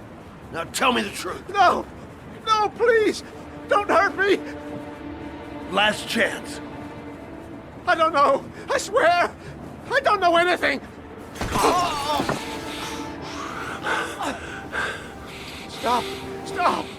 I beg you. I'll tell you everything.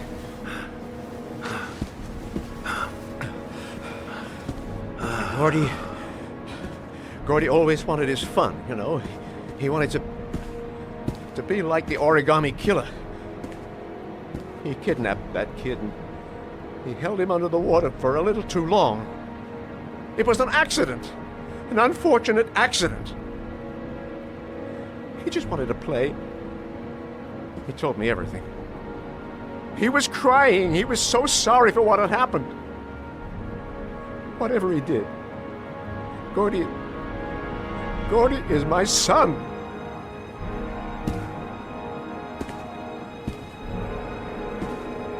No one will miss him. What? That boy, Gordy killed. No one will miss him. He was street trash, like so many others. Oh, you disgusting pile of shit. And what about John Shepard? Why did you put flowers on his grave? I own the construction site where he died. I never forgot. I've been putting flowers on his grave for 30 years. John had a twin brother. What happened to him? I don't know. He was adopted, I think. His mother should know. Her name is Anne. Anne Shepard.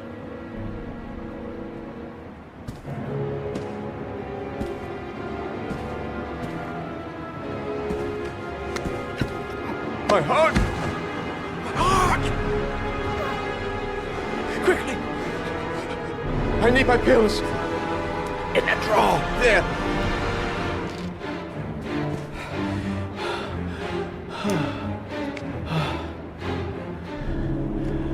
Thank you. You saved my life. I already regret it.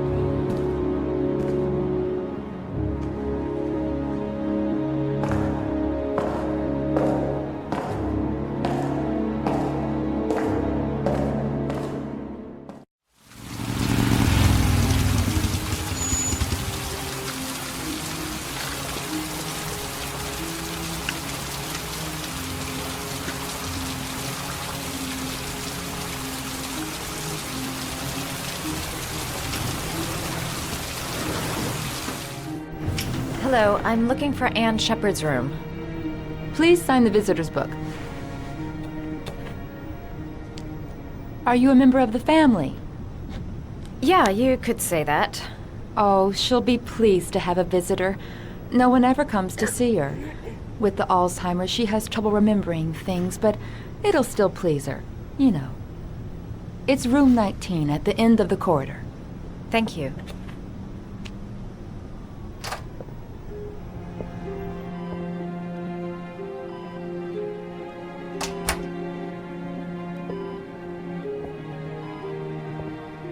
Hello, Mrs. Shepard. Is it time for my pills already? No, Mrs. Shepard, They're never on time with my pills. I don't know what they do here. In the other hospital, they were always on time. But here... My name is Madison Page. I'm a journalist. I'd like to ask you some questions about your son. I don't like this hospital. The food isn't very good, you know.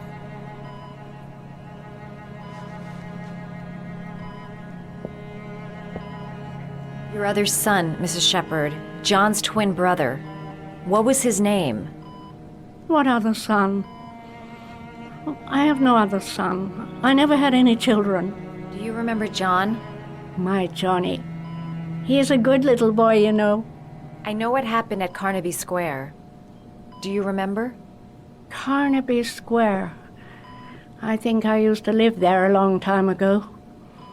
We didn't have much money at the time, you know. We had to make do with very little. You had a son named John, and John had a twin brother. Do you have my pills? It's time for my pills. Mrs. Shepherd, your son may be linked to a series of murders. Perhaps you have some information that could help the investigation. Are you a new nurse? Where are my pills? Try to remember, Mrs. Shepherd. John's twin brother was placed with a foster family after the accident. What was the name of the foster family? I asked them for a television, you know. They said I didn't have enough money. It's a pity. I'm fond of television. I think your son is in trouble, Mrs. Shepherd. He's done some terrible things. I need to find him. Do you understand? Terrible things you're telling me. He never came to see me, can you believe it? In 10 years, never. No one forgets their mother, do they?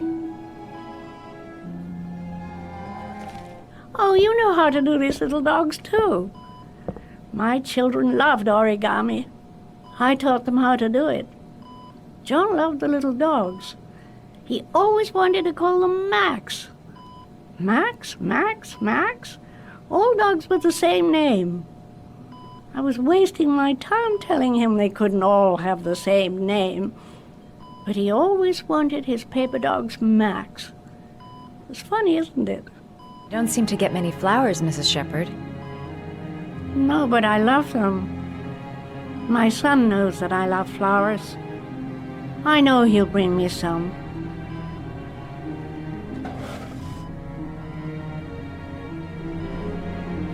Are these your children, Mrs. Shepherd? John and his brother? Is that them? They're good little boys. Their father never looked after them. Always drinking.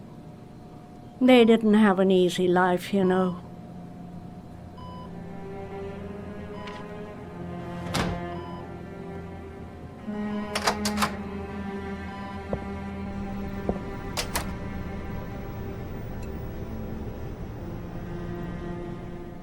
What a lovely orchid. My sons loved orchids. We used to grow them in the back. When John died, I laid orchids on his grave. I cried when they told me. I'd already lost one of my children, and now they were taking away another one, you understand. The foster family, Mrs. Shepherd. What was the name of the foster family that adopted John's brother? They were really very nice people. I met them, you know. In the beginning, I used to go and see my little boy. And then I got sick and I couldn't go any longer. Perhaps he thought I'd forgotten him. He must have thought I didn't love him anymore. His name, Mrs. Shepherd. What was his name? But I loved him. If you only knew how much I missed him. Please, Anne. His name. What was his name?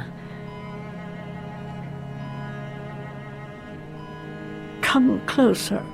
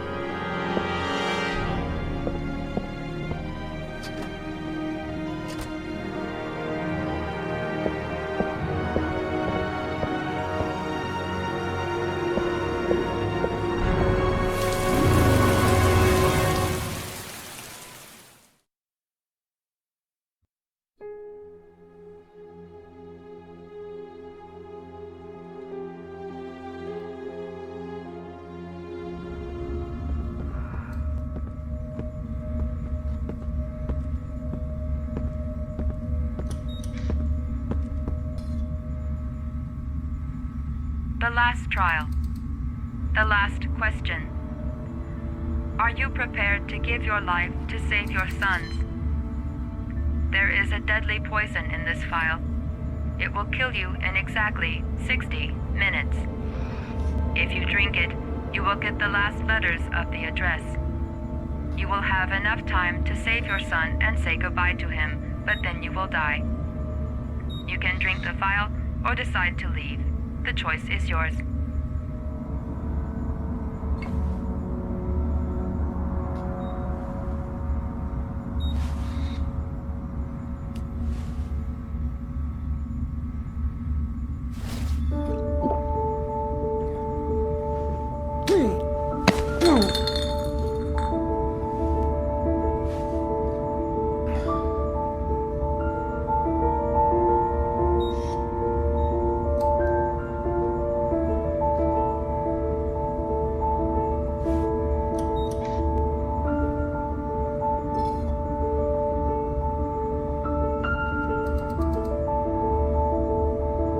The last letters have been sent to your phone.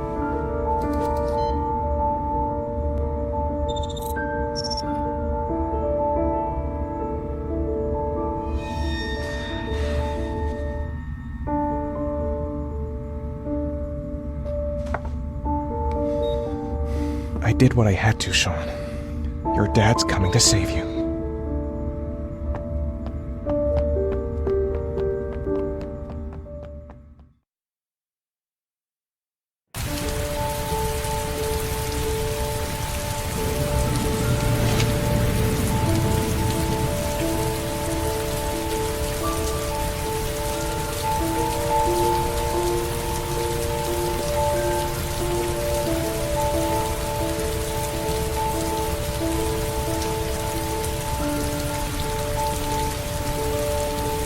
I'm nowhere and I'm out of time.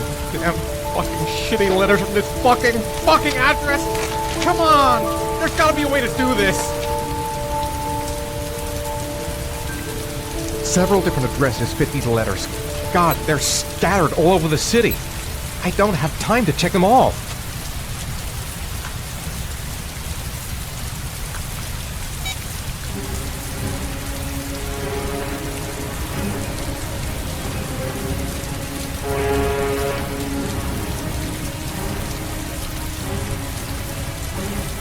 I only have time for one address. If Sean's not there, I'm done. It's a crapshoot.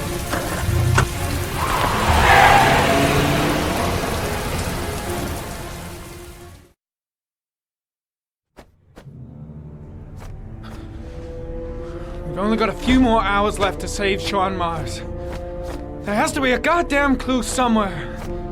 It's probably staring me in the face. This kid's gonna die, and I'm going around in circles!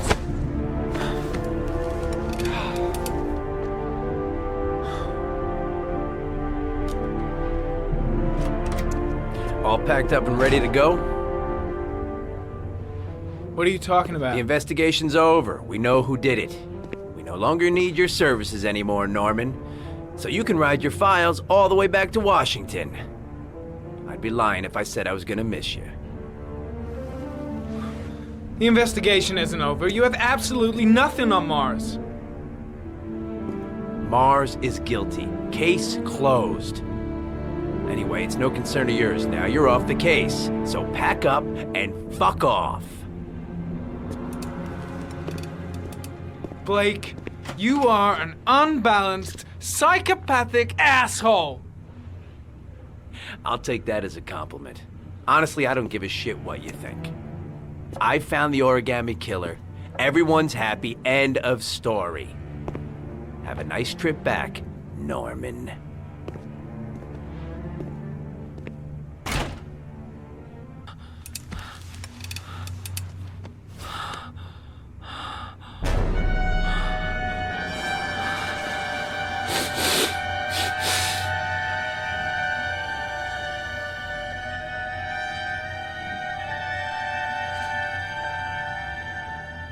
The killer's name is here. Somewhere in this data. I just have to find it. Find it before it's too late.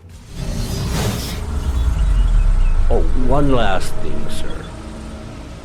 You should be careful not to overindulge in you-know-what. It can be dangerous.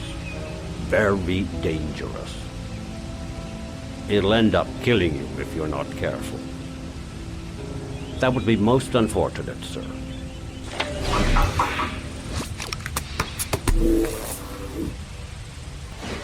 Ari was in record mode when I was fighting with the killer. Perhaps there's something on it.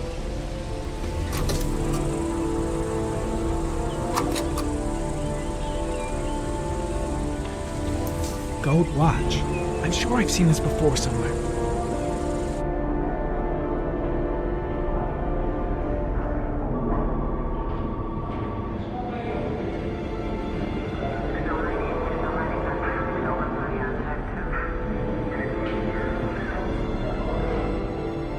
The watch they give for promotions to lieutenant. The killer is a cop. The gun the killer left at the Blue Lagoon. Perhaps there's some way of tracing its history.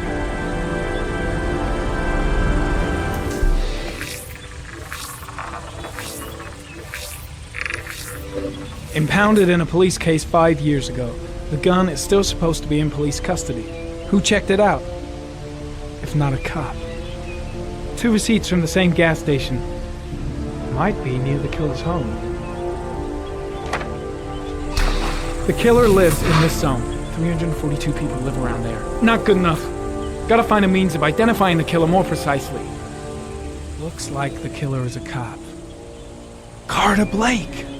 That would explain the dead-end investigation and his desire to frame Ethan Mars.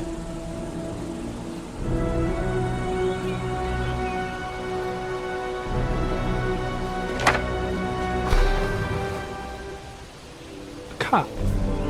There's only one cop in that geoprofiling zone. Gotcha. He owns a warehouse on the docks. If I'm wrong, Sean Mars is dead.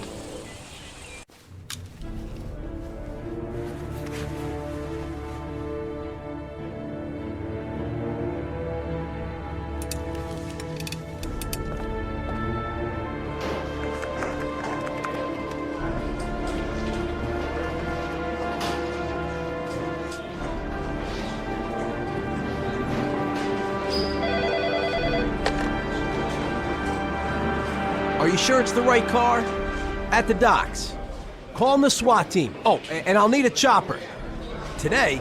Of course I'll need it today, you fucking imbecile.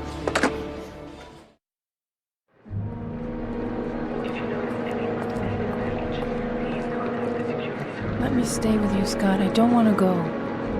Look, it'll only take a couple of days. Long enough to get this resolved. I can't just wait while you confront my son's killer. It's the only way, Lauren. Trust me. Now go stay with your mother for a few days, and I'll come and get you when this is all over.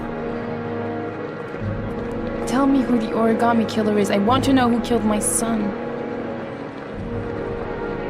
Listen, when I'm done, I'll tell you everything I know. I promise.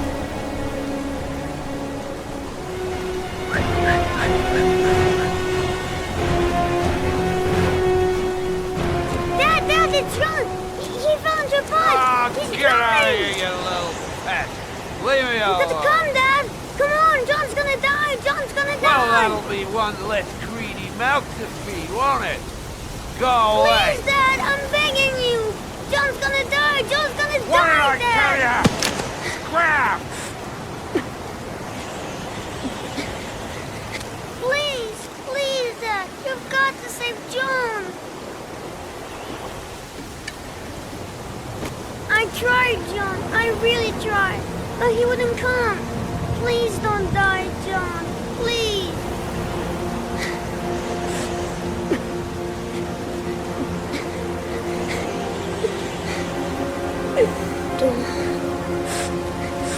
Don't forget about my Scotty.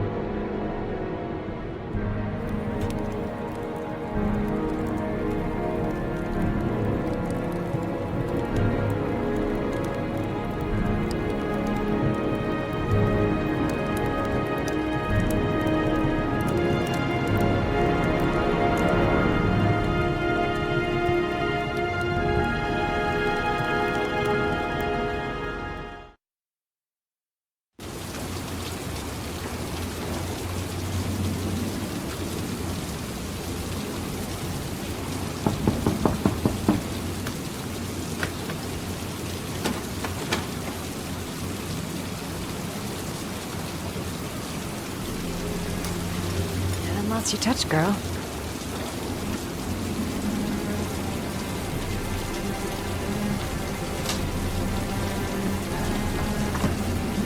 The origami killer's apartment.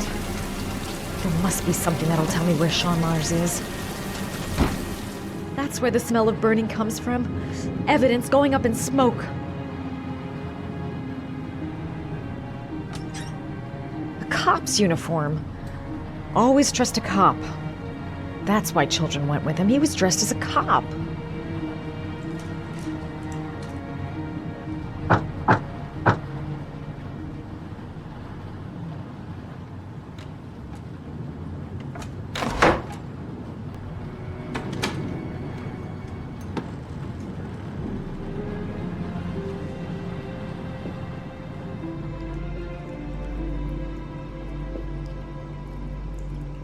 Sean Mars.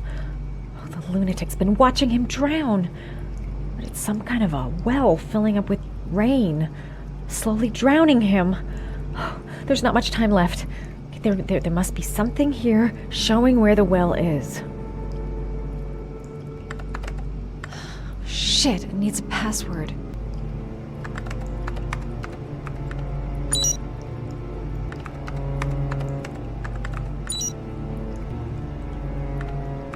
Got it. Max. The name John gave to his paper dogs when he was a child. What the hell is that? An address. It's gotta be where Sean Mars is. Hurry. There's no time to lose. So you found my little secret? It's over, Scott. All those children killed just to find a father capable of saving his son? Shut up! You don't understand. There's one child left. There might still be time to save him. Let him go. Do what your father couldn't do.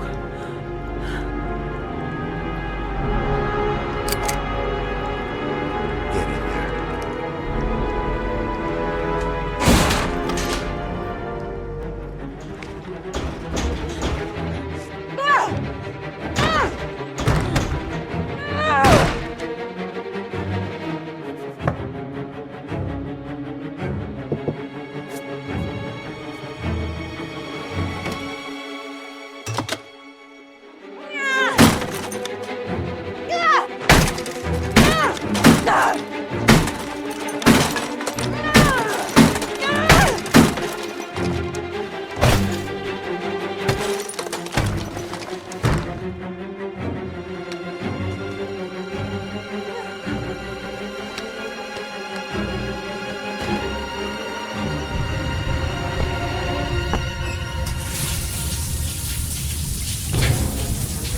Wet clothes will give me a better chance of surviving.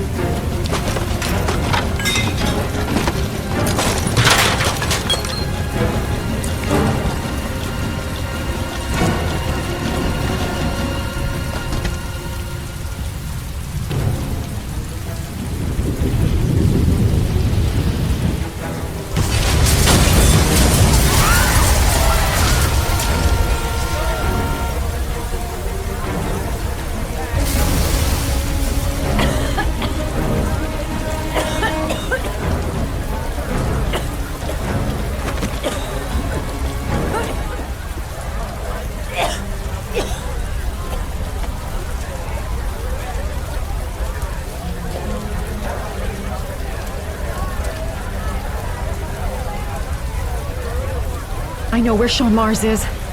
I've got to call that FBI guy, Jaden. He's the only one I can trust. He'll be able to save him. Mom and Jaden. My name is Madison Page. You don't know me. I'm a journalist. We don't have much time, so listen carefully. Ethan Mars is innocent. The killer's name is Scott Shelby. Sean Mars is at 852 Theodore Roosevelt Road. You got all that? Wait, I know this already. I'm on my way to the warehouse. I gotta go.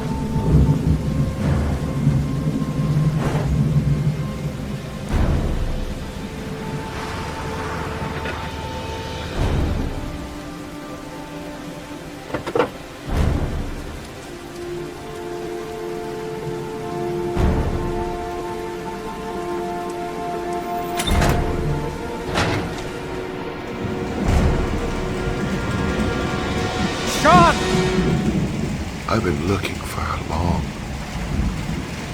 long time, Ethan. Looking for a father that would be able to do what mine could not do. Sacrifice himself in order to save his son. Oh, I searched.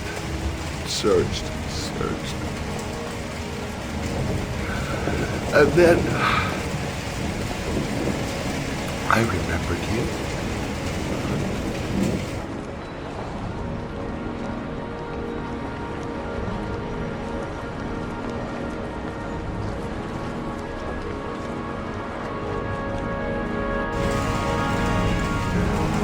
All those murders, just to find a father capable of saving his son. Just to find a father? Do you have any idea how it feels to be a worthless nothing in your father's eyes?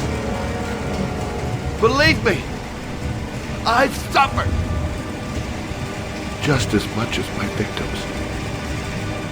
I finished your damn trials. Now give me back my son! He's there.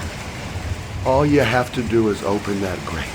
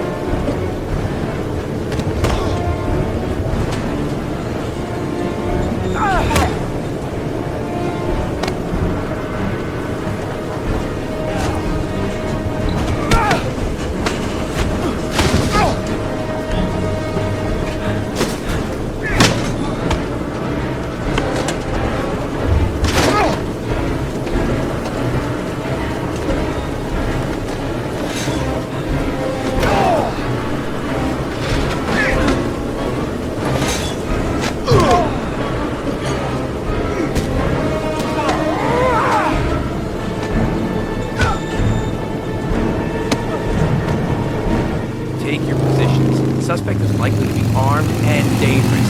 All personnel are ordered to shoot to kill. I repeat, shoot to kill. Ash, are the snipers in position? Yes, Lieutenant. They're ready on your command. Perfect. He won't get away this time. We'll gun him down as soon as he shows his face. Hey! You there! What are you doing?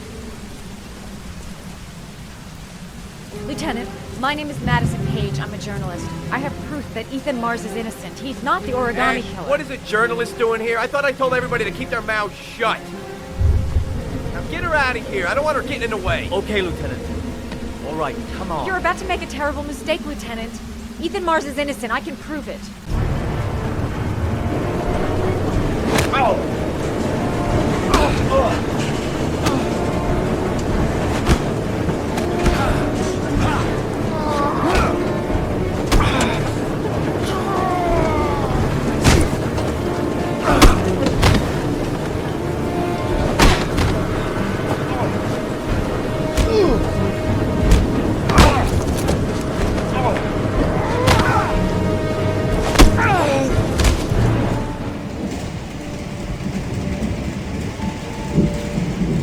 die on me, son, please.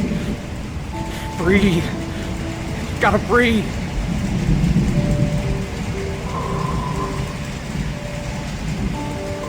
Don't leave me. Sean, don't leave me.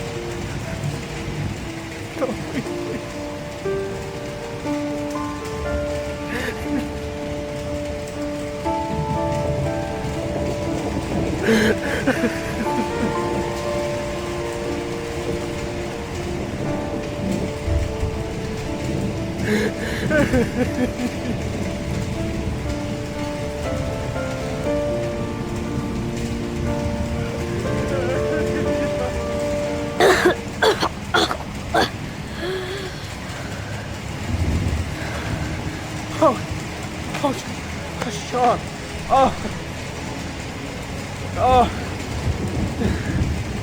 I thought you were gone. Dad, I knew you'd come and save me.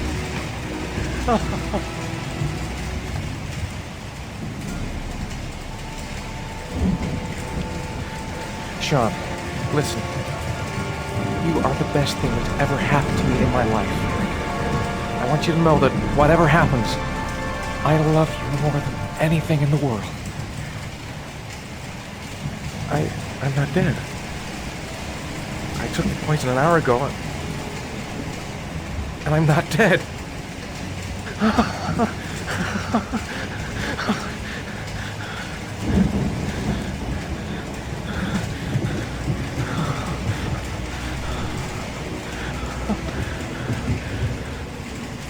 Ash, get her out of my face. Mars didn't do it, for Christ's sakes. He's innocent. Hey, what are you doing?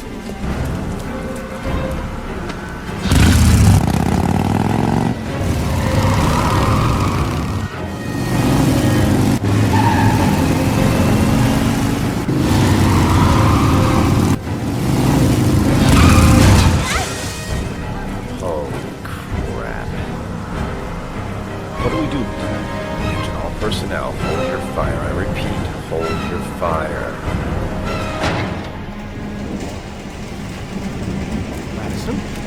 What's going on? The cops. They're out there. They have the building surrounded. They'll shoot you if you go outside. I'll go out alone. I'll talk to them. I'll explain. You'll be dead before you can open your mouth. Look, we'll all go out together, with our hands in the air, and they can't possibly shoot us. I have the evidence that proves your innocence, Ethan. Listen, I'm sorry I didn't trust you. I was only thinking about Sean, and I thought... That's okay. The only thing that matters is that you saved your son.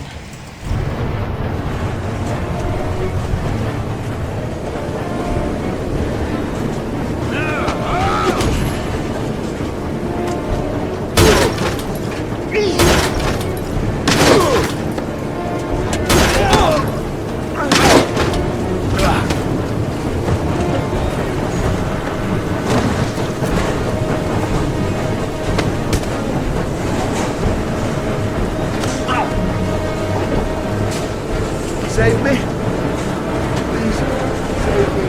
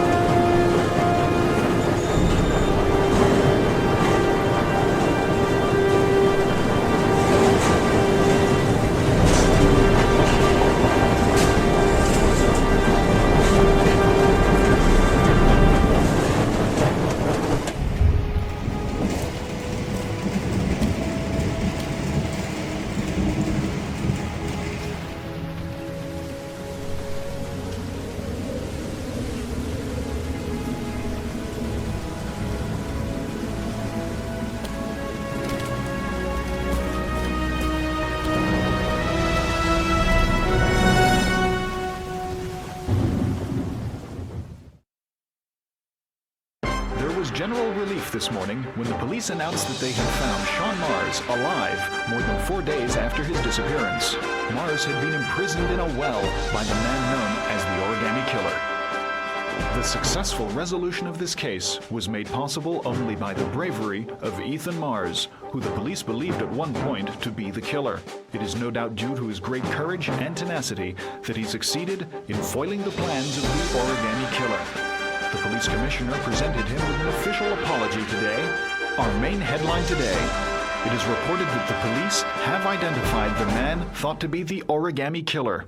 Scott Shelby, 48, is a former police lieutenant who claimed to be a private eye hired by the families of the killer's victims. Shelby was killed during a massive police operation, but further details have not yet been released to the public.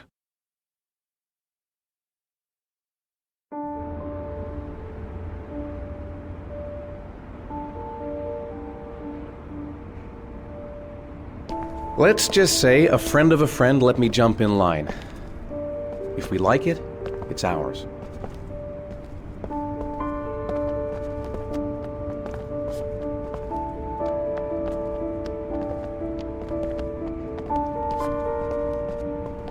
Hey, Dad! I think I found my room! Well, what do you think? It's perfect, Ethan.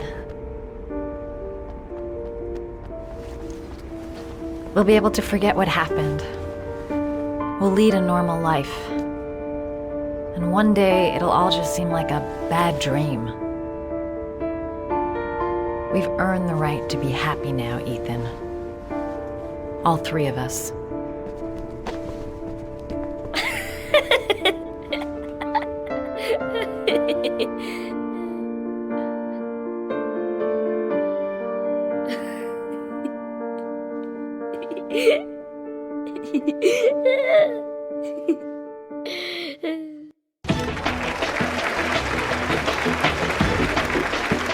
Our guest today is on the cover of today's World magazine this week and has been hailed by the whole nation as a new hero for our times. Astonishingly, he almost single-handedly ended the sinister series of killings by the man known as the Origami Killer and saved the life of young Sean Mars. His determination, courage, and intelligence have won our admiration. Norman Jayden.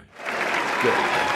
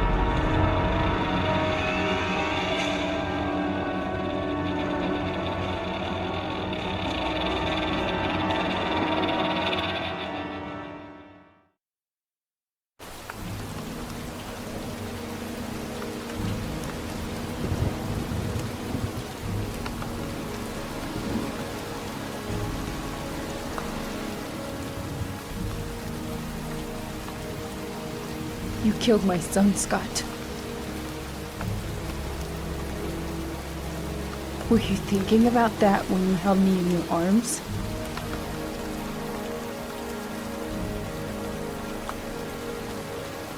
You don't know why you did all this.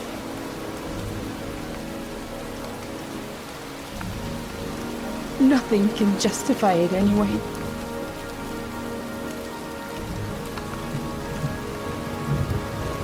I feel nothing but contempt for you. Nothing but contempt.